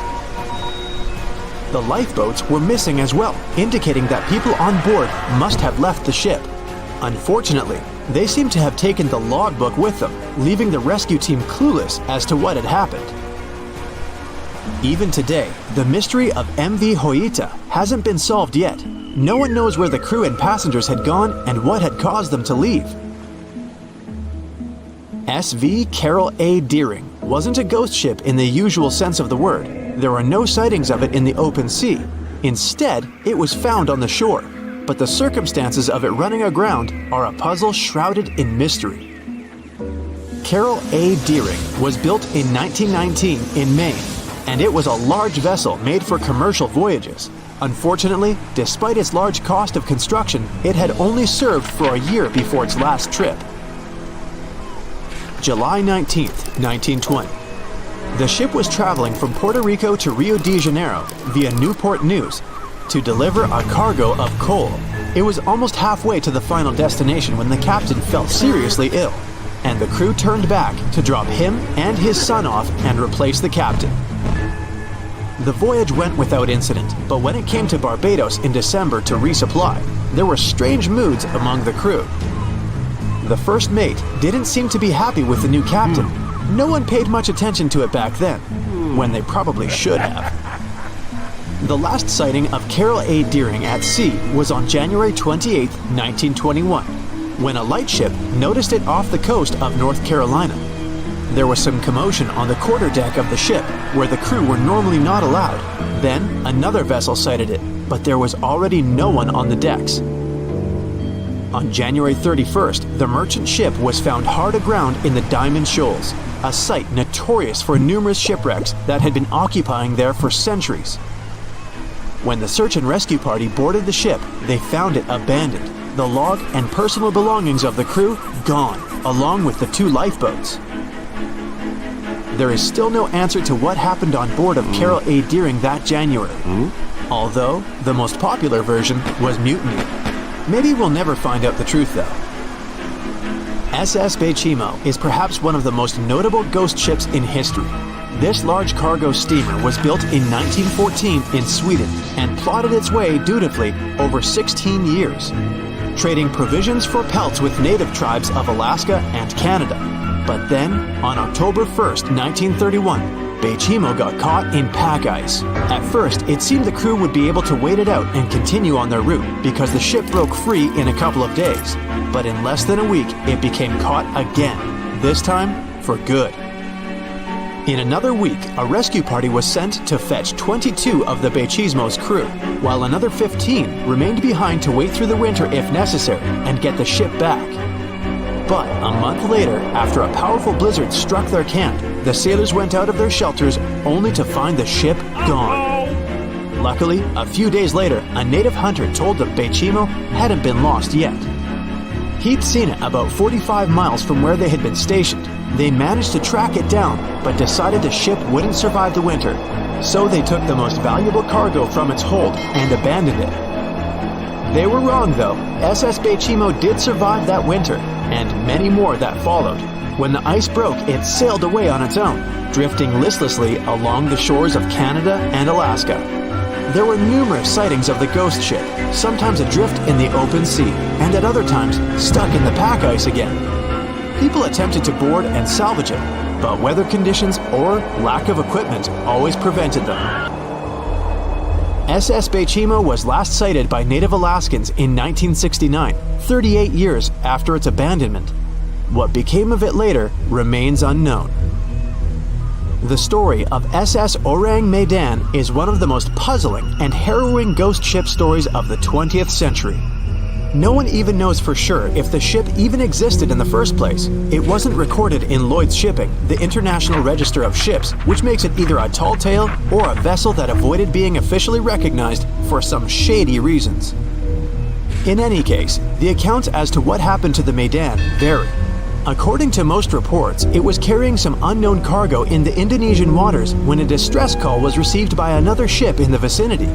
The officer on duty heard an SOS message, but its contents are different depending on the accounts. The message did not repeat, and the crew of Medan didn't answer to any attempts to contact it back. The ship that received the distress call hurried to the rescue, but they only reached the vessel the following day, when it was already drifting and slightly listing. When the rescuers boarded the ship, they found that none of the crew had survived. However, one lifeboat was missing, which implied that there was at least one crew member who managed to escape. What happened to the rest of the people on board remains a mystery to this day. Still, there are no hard facts about this story, so we might never find out whether SS Orang Medan was actually a ship and not a thing of fiction. SV Zabrina was a 3-mast sailing barge built in 1873 for river trade ships in South America. She served for well over 4 decades, proving to be a sturdy and reliable ship. It was later transferred to Europe, where it continued serving its purpose well. But then, in October 1917, Zabrina set sail on a regular voyage only to be found ashore several days later. Mysteriously, although the ship was perfectly intact, the entire crew of 5 and the captain were gone.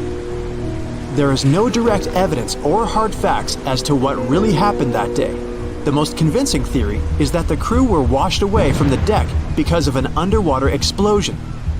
And then the ship sailed ahead without them, but the truth, as always, remains unknown.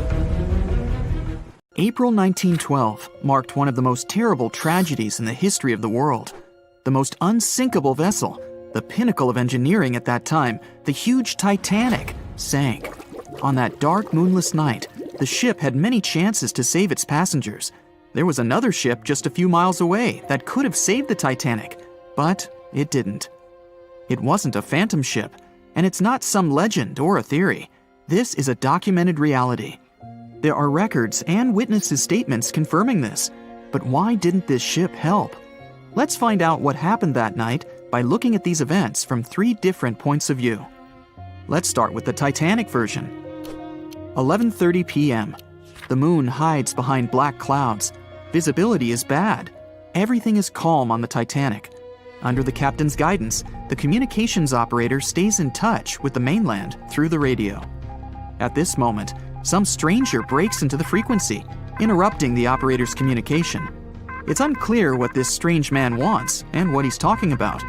The operator doesn't try to figure it out. He shouts at the guy, demanding him to disconnect. The connection is interrupted. At 11:40 p.m., the Titanic crashes into an iceberg.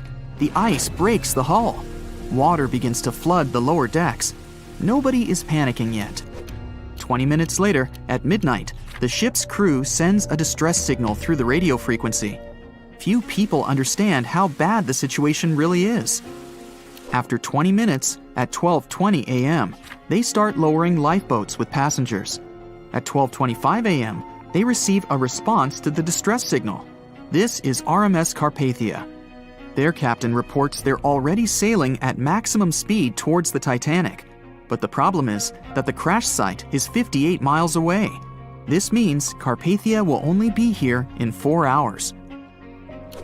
At 12:45 a.m., the sinking ship's crew release rockets into the air. These flares are one of the main reasons for the terrible fate of many passengers, but more on that later. 90 minutes later, the Titanic's deck breaks and the ship dives underwater. At 4:10 a.m., the Carpathia finally arrives at the shipwreck location. The crew members make heroic efforts to save all the people. They take 705 survivors on board. At this moment, another ship appears. It's SS Californian. The Carpathia sails towards the New York coast with all the people. The Californian floats in search of passengers and finds nothing but wreckage. The ship was only a few miles away while the Titanic sank into the icy water. The Californian could have saved these people, but did nothing. Its captain, Stanley Lord, made one of the most terrible acts that a sailor can allow. He didn't help a sinking ship. When the world found out about all this, they detested Captain Lord. They couldn't bring charges against him, and the trial didn't punish him. But his career was ruined entirely, as no other ship company would hire him. Despite this, he never confessed he had been guilty. Before he passed away, the captain said it hadn't been his fault. If this was true, then what happened there? This brings us to the Californian version. It's the night of April 14th. The Californian is sailing in the cold waters of the North Atlantic. The ship gets into a section with a lot of icebergs. At 10:10 p.m., Captain Lord stops the ship. It's too dangerous to move around this area, as they can damage the hull. At 11 p.m., the ship starts drifting. It's impossible to move in such conditions with such poor visibility. The captain knows that the Titanic is coming here, so he orders the radio operator to warn the ship about the danger. Radio operator Evans turns on the receiver and tries to contact the Titanic. He spends about 30 minutes on it. The connection is finally established. At this moment, the Titanic radio operator is speaking with the mainland. Evans interrupts this conversation and tries to warn the ship about icebergs. The operator doesn't understand Evans' words. He's annoyed because Evans broke into the channel so brazenly. He shouts at Evans and cuts the connection. Tired, Evans turns off the receiver and informs his superiors about the incident. It's still a mystery how the captain reacted to this news. He probably thought the Titanic knew about the danger. He lets Evans go to bed. If Evans hadn't turned off the radio and waited 1 hour, he would have heard a distress signal from the Titanic. But you shouldn't blame him. At this point, he has no official reason to stay at the transmitter. Evans is too exhausted and can't fight drowsiness. So, Evans goes to bed. The Titanic begins to sink. Its captain sends a distress signal. The operator on board the Carpathia catches it, but the Californian doesn't, since the receiver is turned off. Captain Lord can't sleep. He feels that something is wrong. Meanwhile, the Titanic is rapidly sinking under the water. The captain gives the order to launch rockets into the air. And here is where one of the critical mistakes takes place. They release warning lights, but they are not red. The crew forgot to take red rockets on board for some reason, so they lit up the sky with a bright white light. If you need to send a distress signal, you need to release red lights. Captain Lord sees these lights, but doesn't perceive them as a cry for help. It can't be that there are no standard red rockets on such a massive ship as the Titanic. But, unfortunately, it can. Captain Lord thinks the Titanic is sailing away. Perhaps there is some unknown reason behind those white lights, but he doesn't really know. So, Captain Lord has no idea that the Titanic is sinking. He still decides to contact the ship, but this time, not through radio communication. Captain Lord doesn't wake up the radio operator and sends a signal to the Titanic through a signal lamp. It's important to understand that many old-school captains didn't take radio communication seriously. They didn't understand the value of this technology. That's why Captain Lord doesn't wake up Evans. He sends light signals, but the Titanic doesn't respond. Many survivors later mentioned seeing the flashing lights of the Californian, but there was nothing they could have done. The ship's crew doesn't hear their cries for help.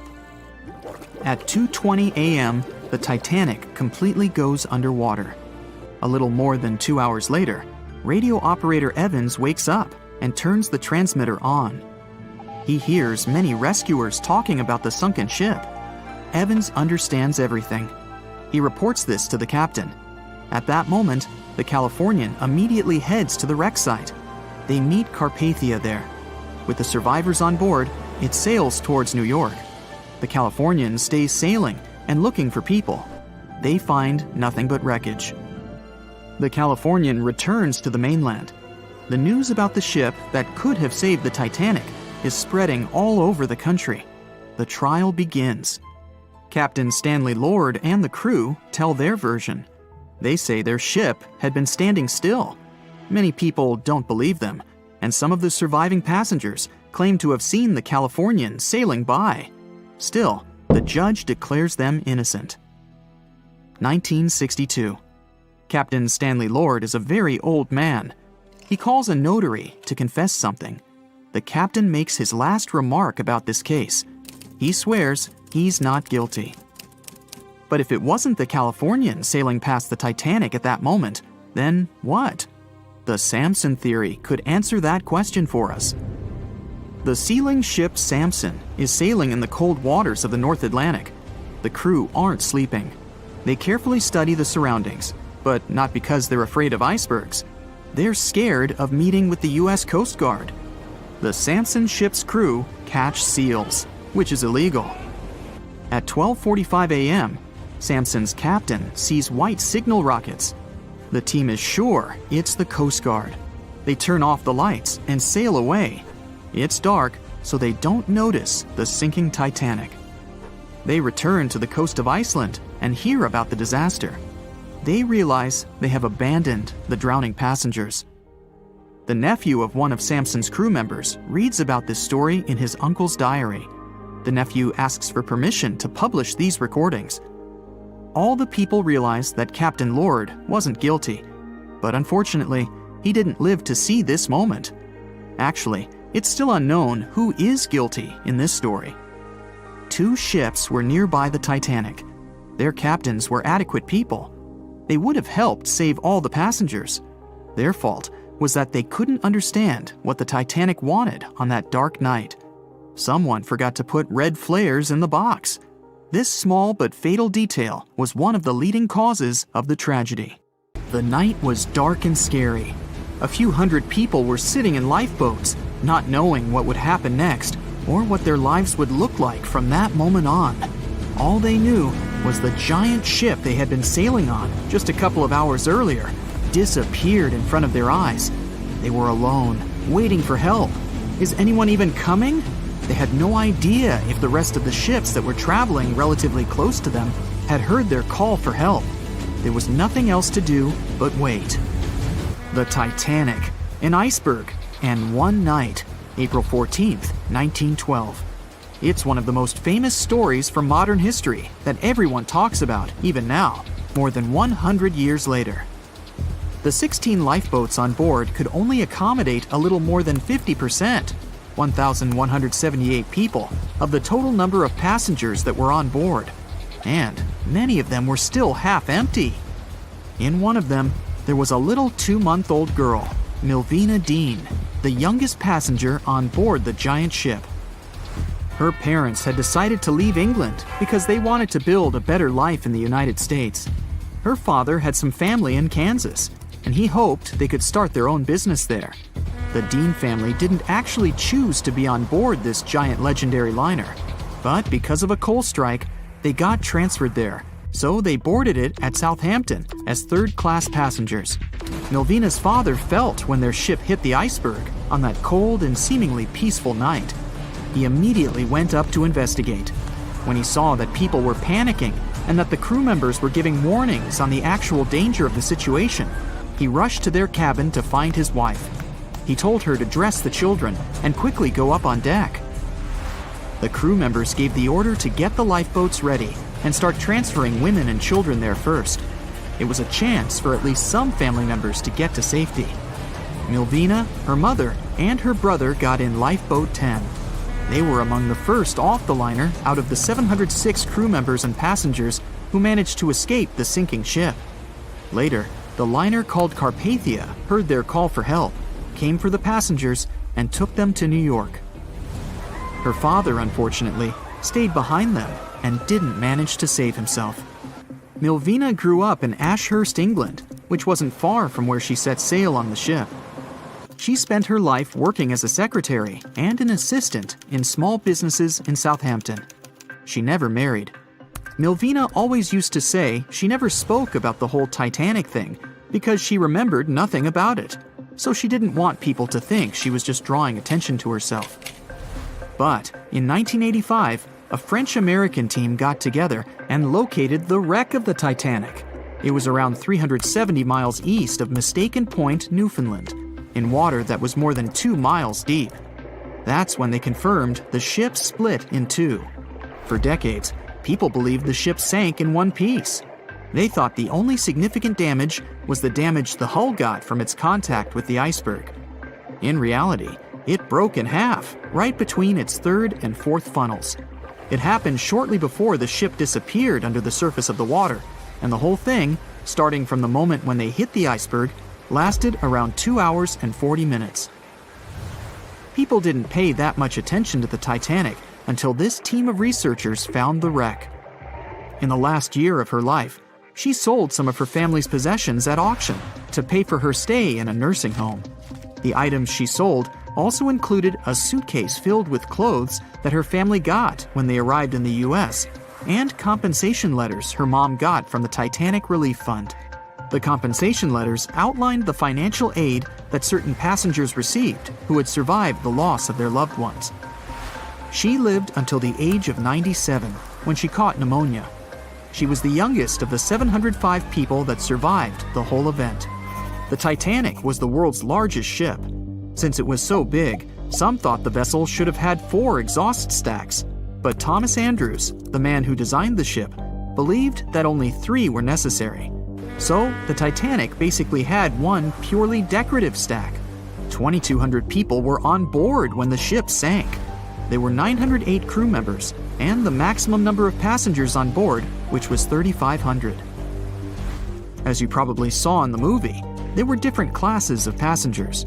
The estimated overall wealth of those in first class was about $500 million, and researchers estimated $6 million worth of things went down to the ocean bottom, together with the ship. In first class, this liner was a place of luxury.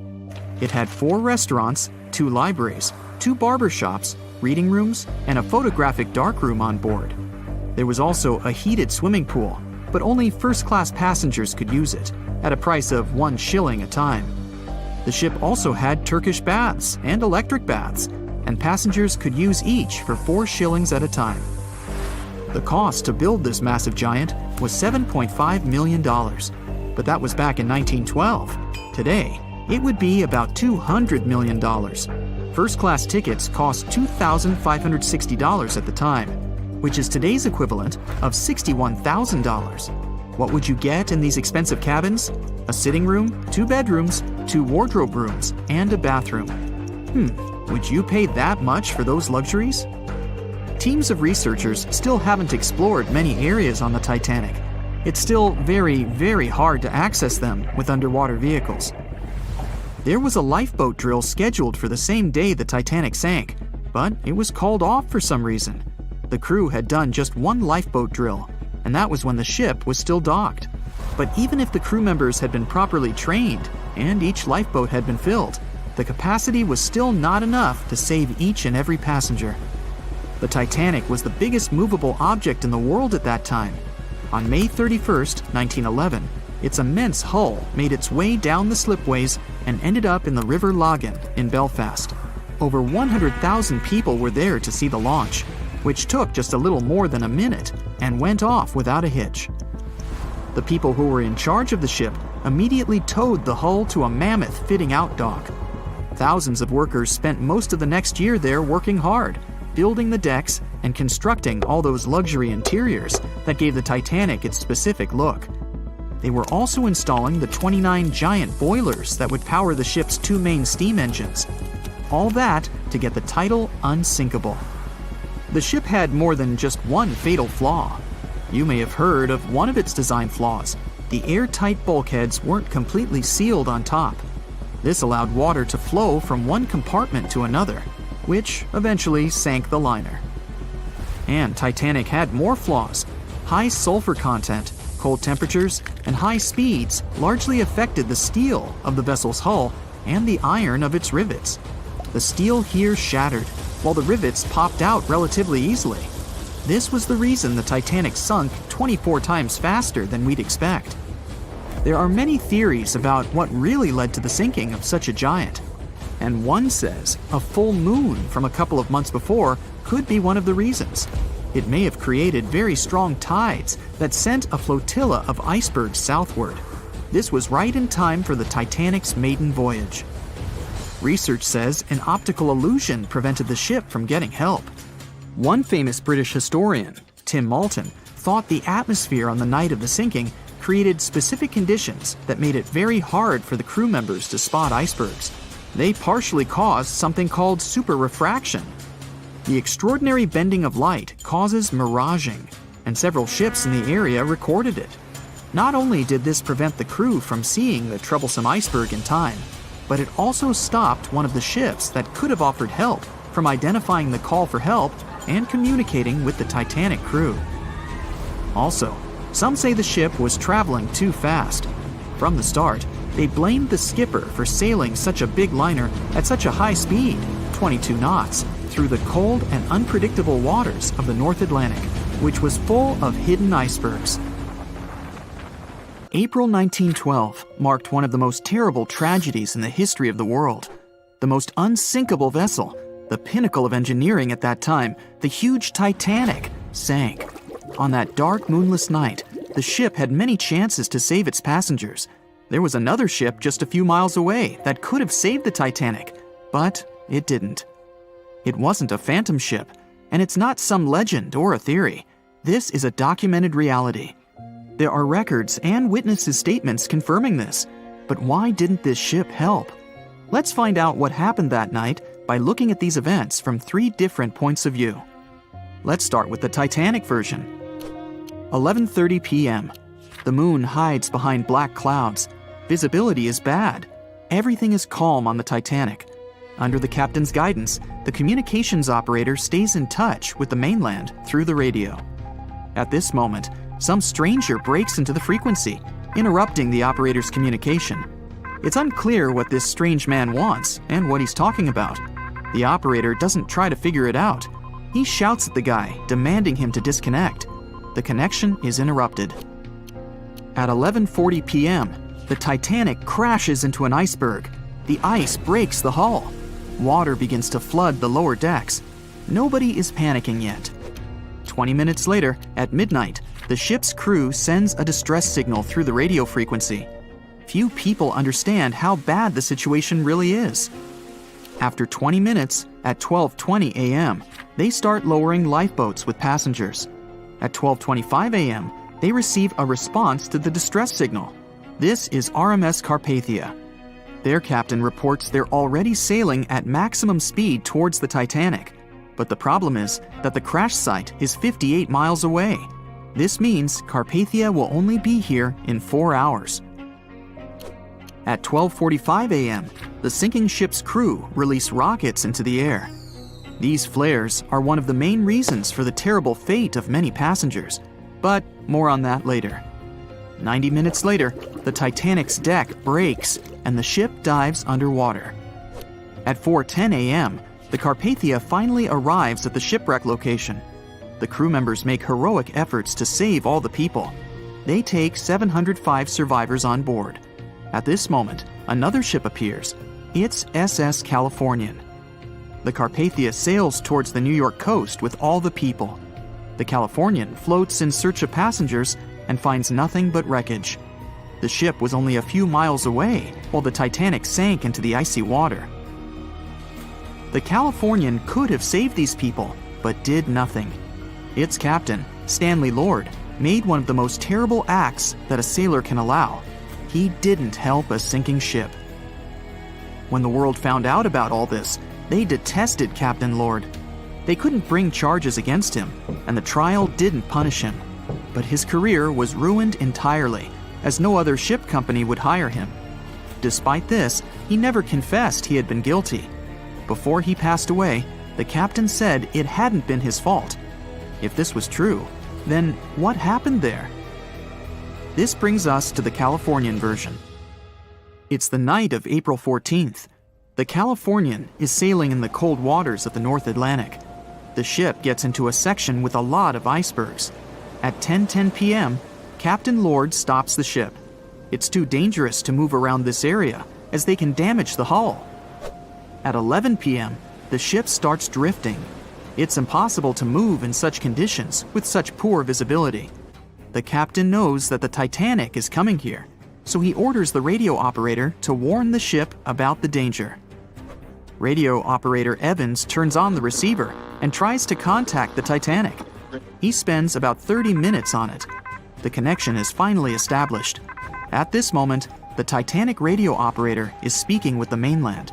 Evans interrupts this conversation and tries to warn the ship about icebergs. The operator doesn't understand Evans' words. He's annoyed because Evans broke into the channel so brazenly.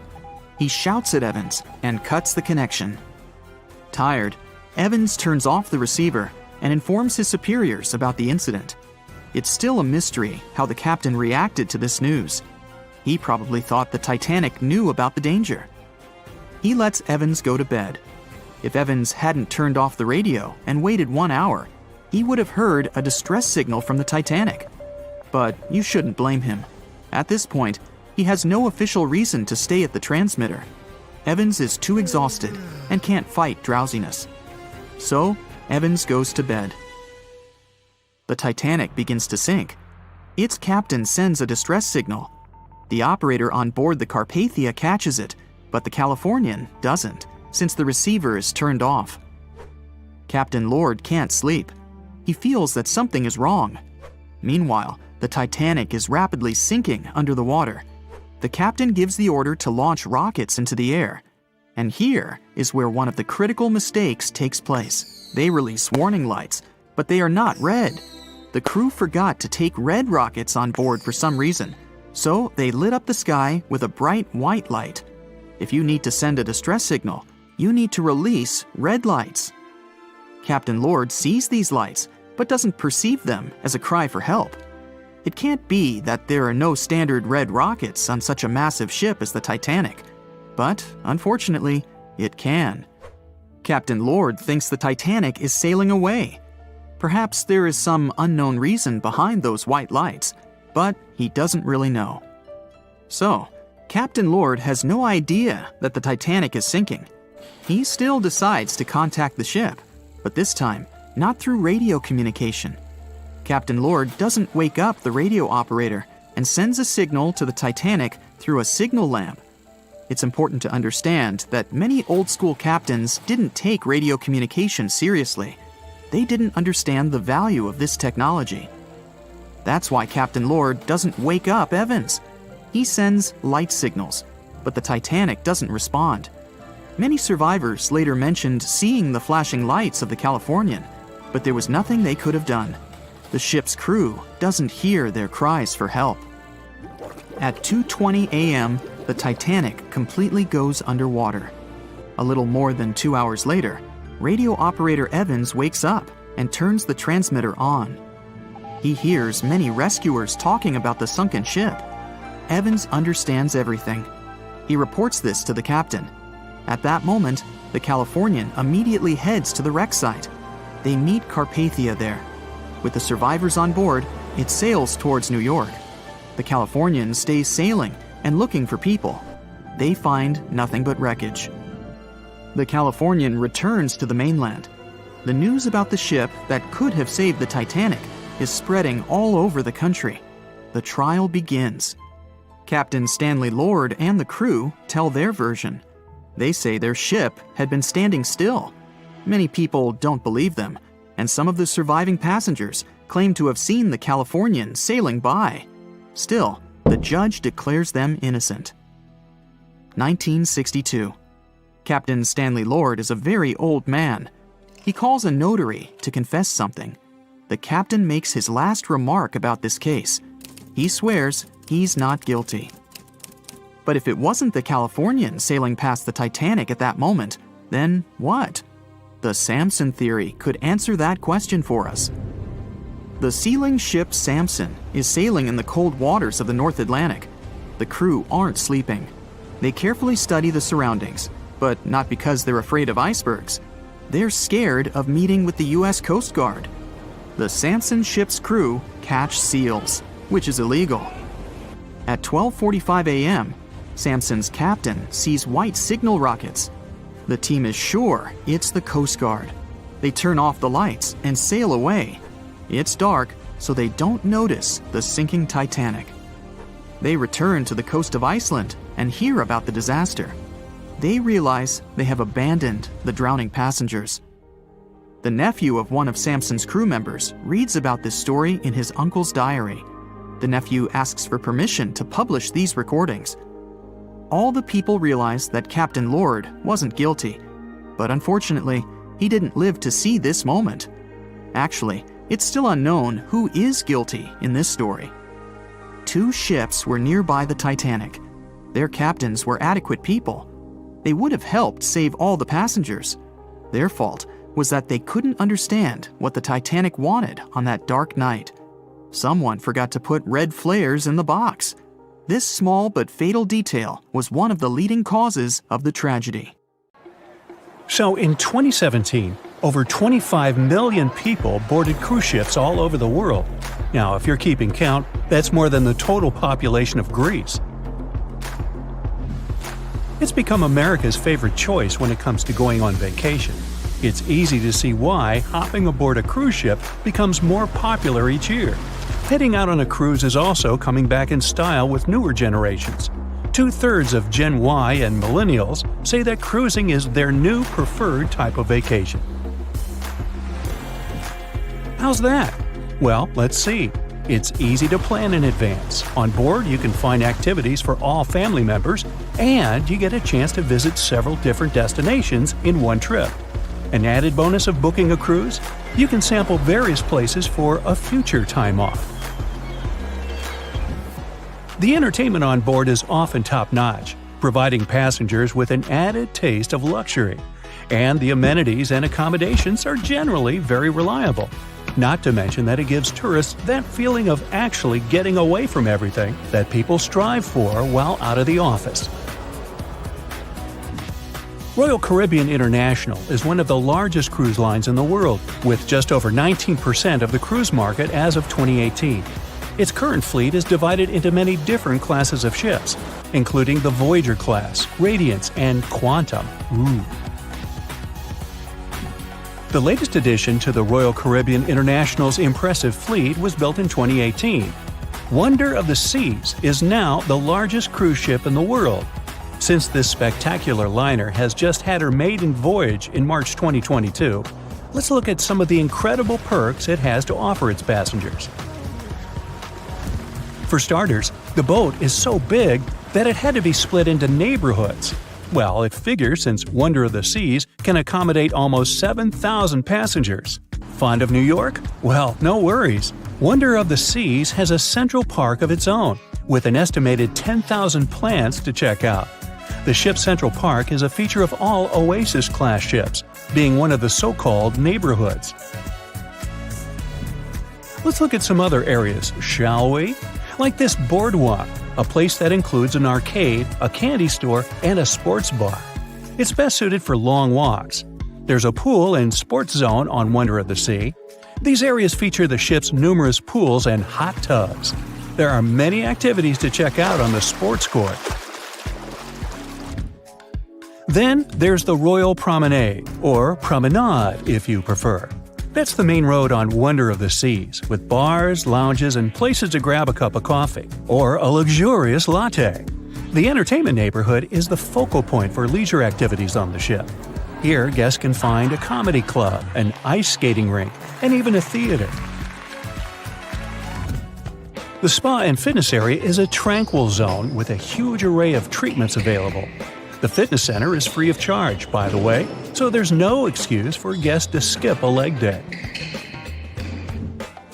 An extra eighth zone was added to Wonder of the Seas. It's called the Suite Neighborhood.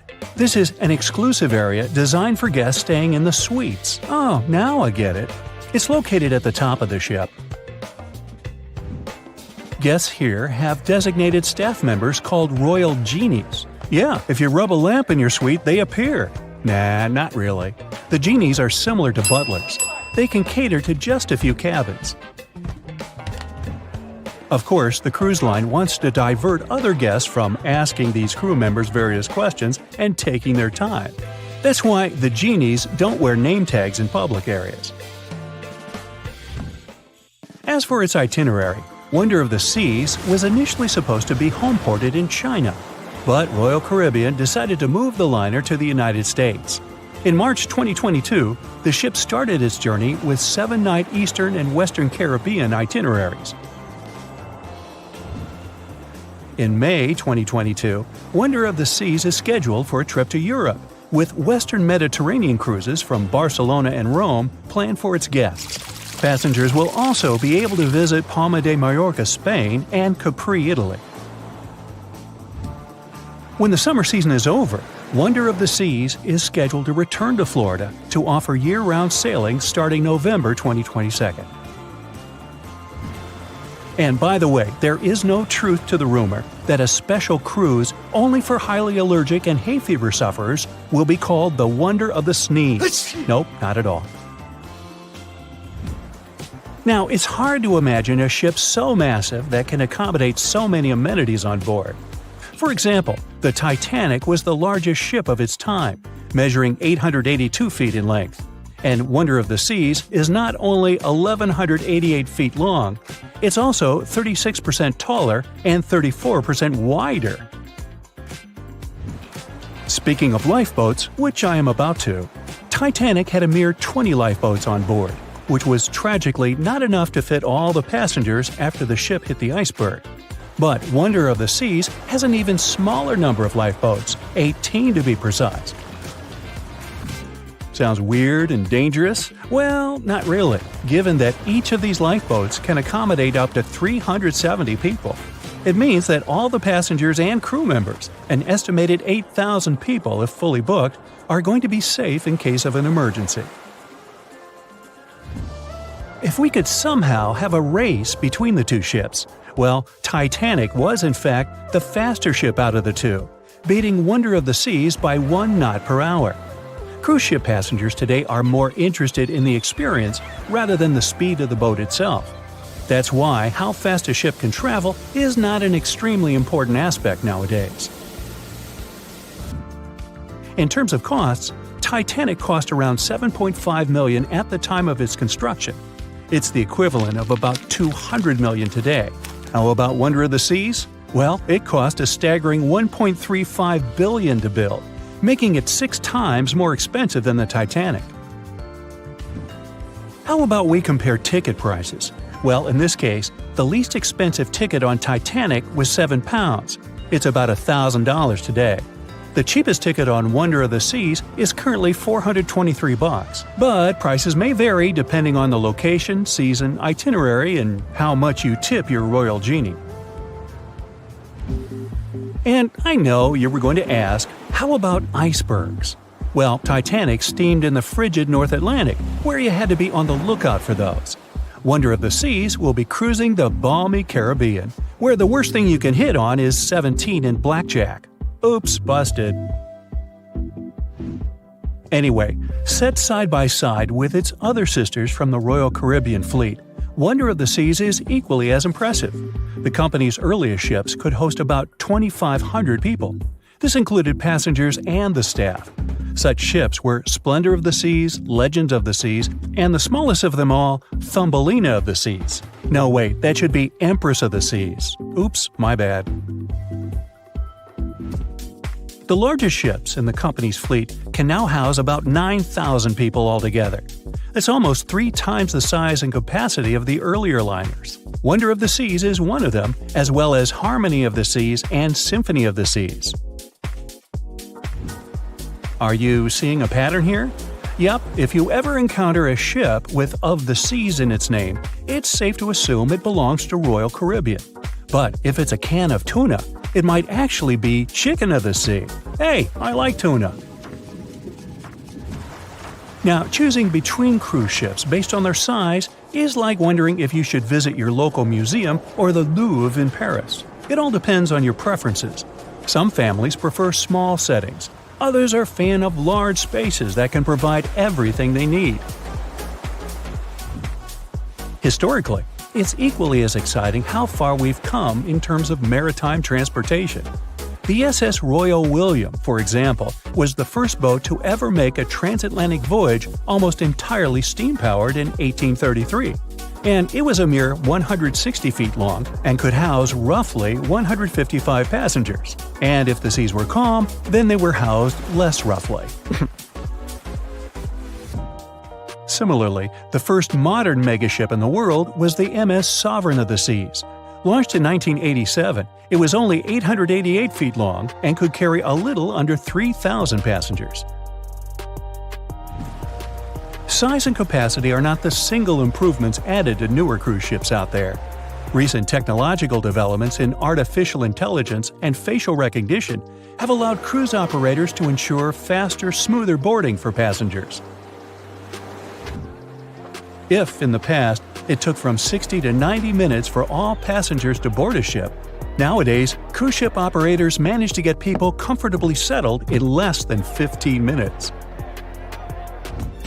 Now, I'm sure you're already eager to book a ticket, but let's look into some of the more interesting activities you can try on board Wonder of the Seas. This way, you'll know what you're getting yourself into. All Royal Caribbean ships have loads of artworks available for their guests to enjoy. But Wonder of the Seas goes above and beyond, even featuring statues of astronauts in key locations around the ship. You'll find the first astronaut looking through the glass at the promenade, while a second one is busy rock climbing at the boardwalk. The third and last astronaut is more of a movie fan. This statue can be found near the movie screen sitting area. Going astronaut sightseeing is proving to be quite the experience among guests. In the areas with no access to sunlight, Wonder of the Seas features virtual balconies. In case of bad weather, guests can still have a feeling of the outdoors, but without having to hide from wind or rain. Teenagers have a place of their own reserved on the ship. There's a special club with a private hot tub, selfie area, games, and comfortable seating. The inside part of this club features a vending machine, an interesting collection of literature, and tables for foosball. Well, sign me up. Meet Arthur John Priest. No, he isn't famous for being a painter or for discovering some long-lost treasure. He didn't invent some cool gadget or break any world records. No, Arthur John Priest is famous simply for being unsinkable. Proving one can be both lucky and unlucky at the same time, Priest was involved in, and survived, several mishaps at sea, including the fateful maiden voyage of the Titanic. Priest was not a rich man interested in sailing for pleasure. He was part of the working class, employed as a stoker or fireman, stuck for hours within the hot bowels of large steam-powered vessels. His job was dirty and difficult. He was responsible for keeping the furnaces lit, feeding them coal to ensure enough steam was produced for the engines to work.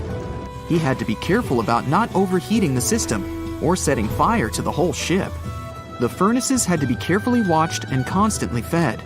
He breathed it all in a while, working and fighting with the sweat and the dirt. He would often work shirtless because of the heat and was always covered in black coal dust.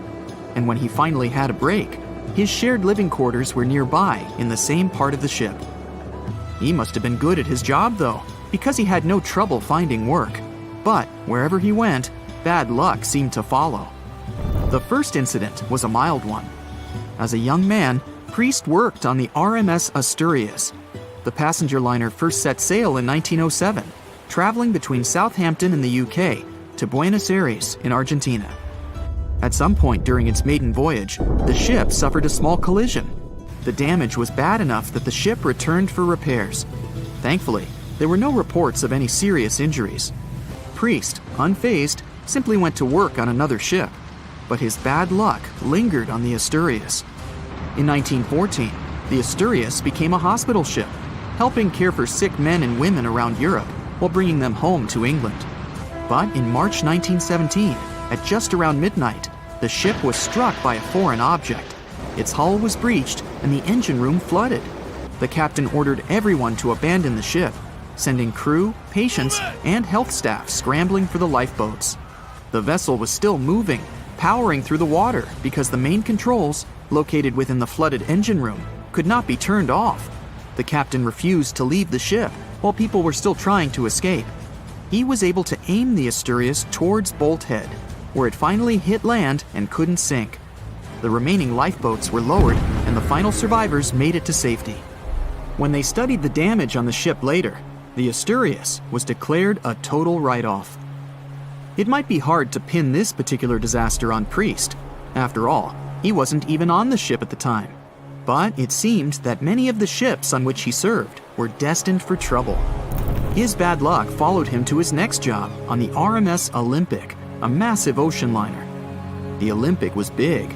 In fact, it had been designed and built as part of the fleet that included the Titanic. But with size came sacrifice. The Olympic was great at moving in one direction, but very difficult to handle when it needed to turn. It was September 1911. The Olympic was trying to alter its course. The Hawk, a smaller ship sailing nearby, didn't give the larger vessel enough room to maneuver, and the two slammed into each other. Because the Hawk was engineered to deal with potential confrontations when out at sea, its reinforced bow tore through the Olympic. Two large gashes appeared on the ocean liner's side. The propeller shaft was badly twisted, and worse, the ship began to take on water. Somehow, the Olympic made it to shore without sinking, and nobody was seriously hurt. Priest had no idea that this was just a small taste of what his future held for him. He next found employment on a brand new ship, a better ship, an unsinkable marvel that was said to be the biggest vessel to have ever been built. Yes, he was going to work on the Titanic. And what a job! It took 29 boilers, requiring 850 tons of coal a day to produce enough steam to power the Titanic. Priest was just one of 150 stokers toiling away in the ship's underbelly, keeping those fires burning day and night. He made around $30 a month.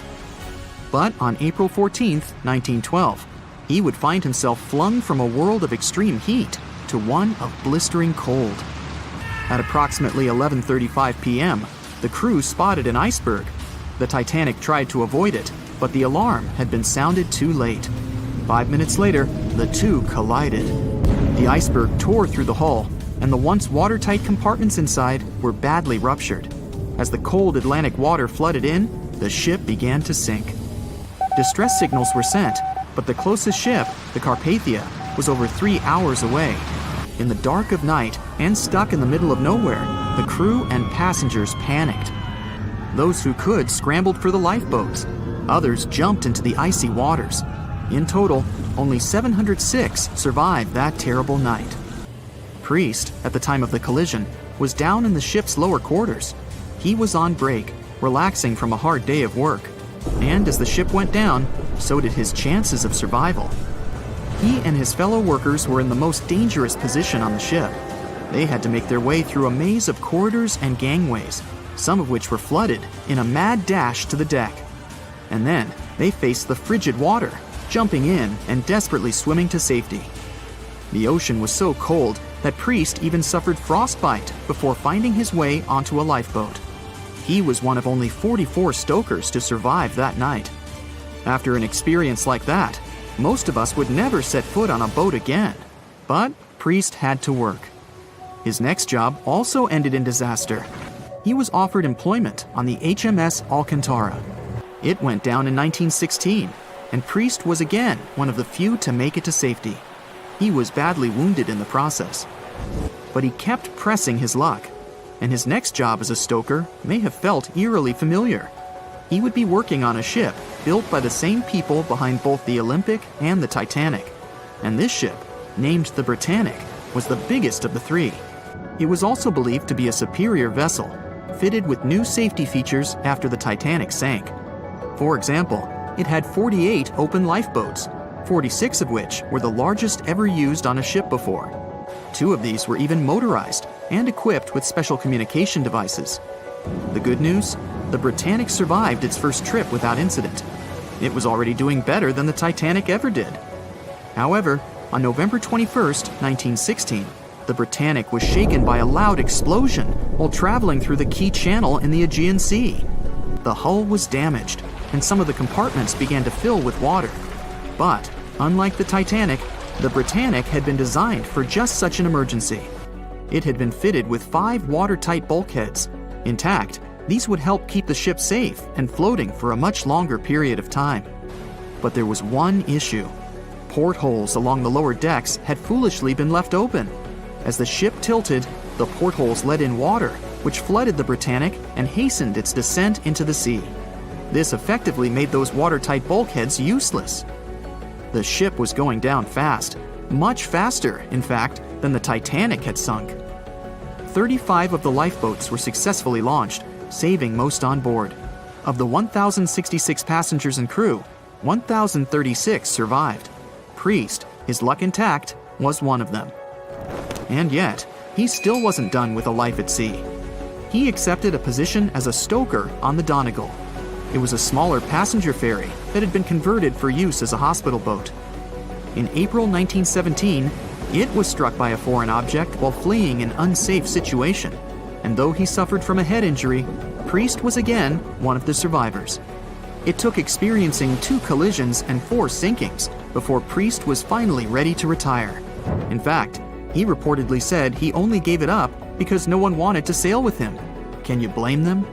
He would live out the rest of his life on dry land in Southampton, England, with his wife Annie and their 3 sons.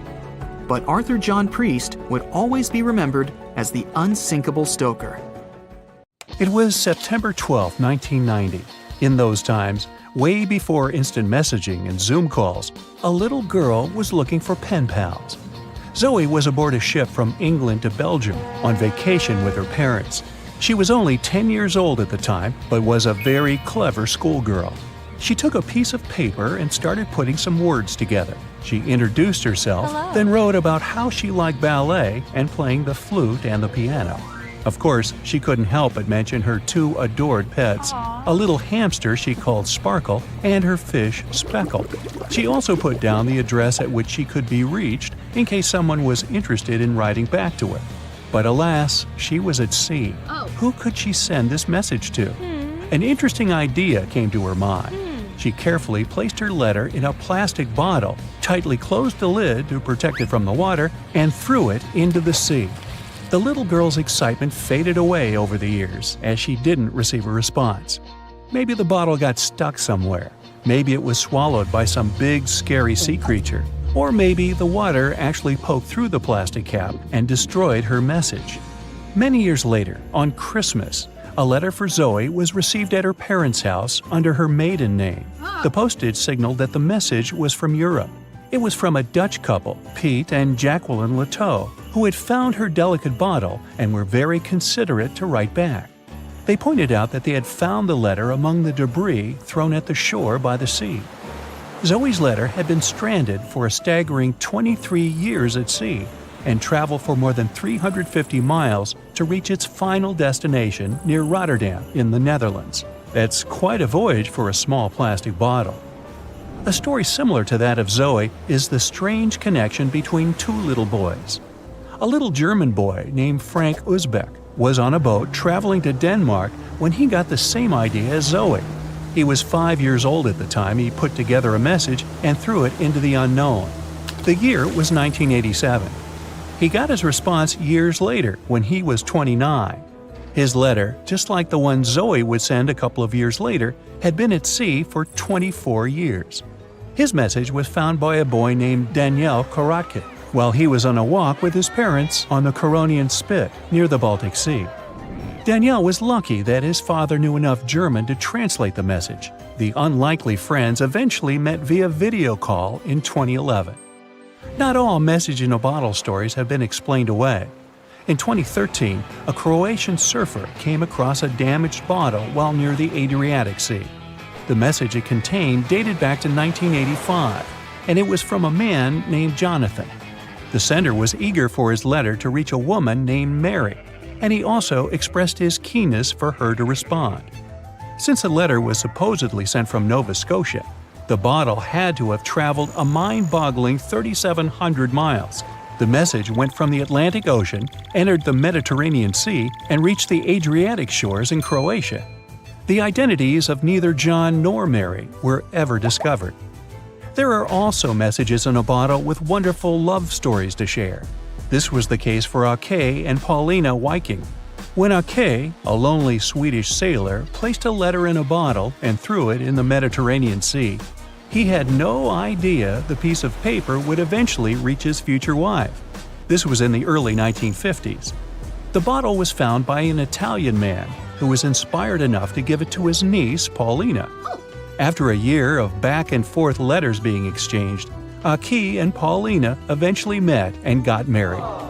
Having decided to share their story with the world, they became somewhat of a celebrity couple for the time. They even shared video footage of their wedding with the world, and their story was featured in a bunch of newspapers. This fortunate event started a movement between young people looking for love, increasing the number of messages being thrown out at sea in search of a fairy tale ending. Not all the stories that started out like this eventually worked out, though. In 1945, an American named Frank Hayostak placed a similar message to that of Ake's in a bottle and threw it in the waters. Almost a year later, his letter was found by an Irish woman. Her name was Brenda O'Sullivan. Their years of correspondence soon caught the attention of the media at the time, but their friendship never flourished because of the added pressure. They eventually met in person when Frank traveled to Ireland, but he didn't stay for long, and they eventually got out of touch with each other.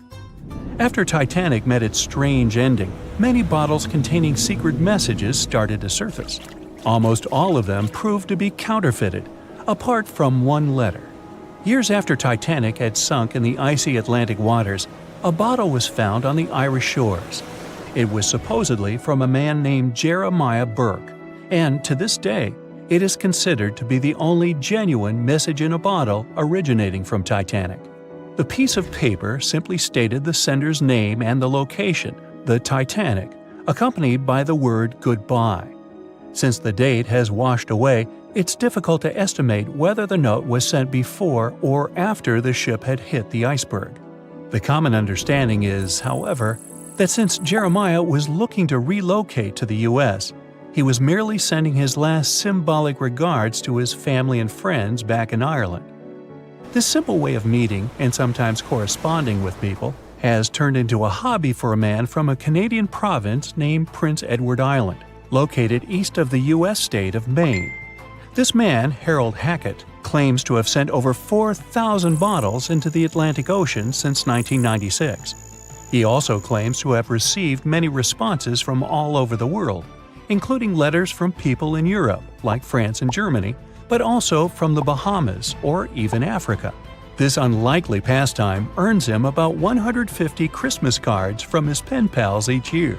To this day, he refuses to add his phone number to any of his letters. This way, he ensures that if people ever want to contact him, the only means of doing so is via a written letter. He's also studied the best times to send the messages in the water based on the direction of the winds and the currents. Now, some bottles spend a whole lifetime at sea after being cast away by their sender. It was the case for a British man that wrote a message and placed it into a bottle before throwing it in the English Channel in 1914. His name was Thomas Hughes, and he wanted to direct the message to his wife, but was polite enough to write a letter to whoever got their hands on the bottle first, asking them to redirect the piece of paper accordingly. The bottle didn't reach his wife, since it was found 85 years later on the Essex coast.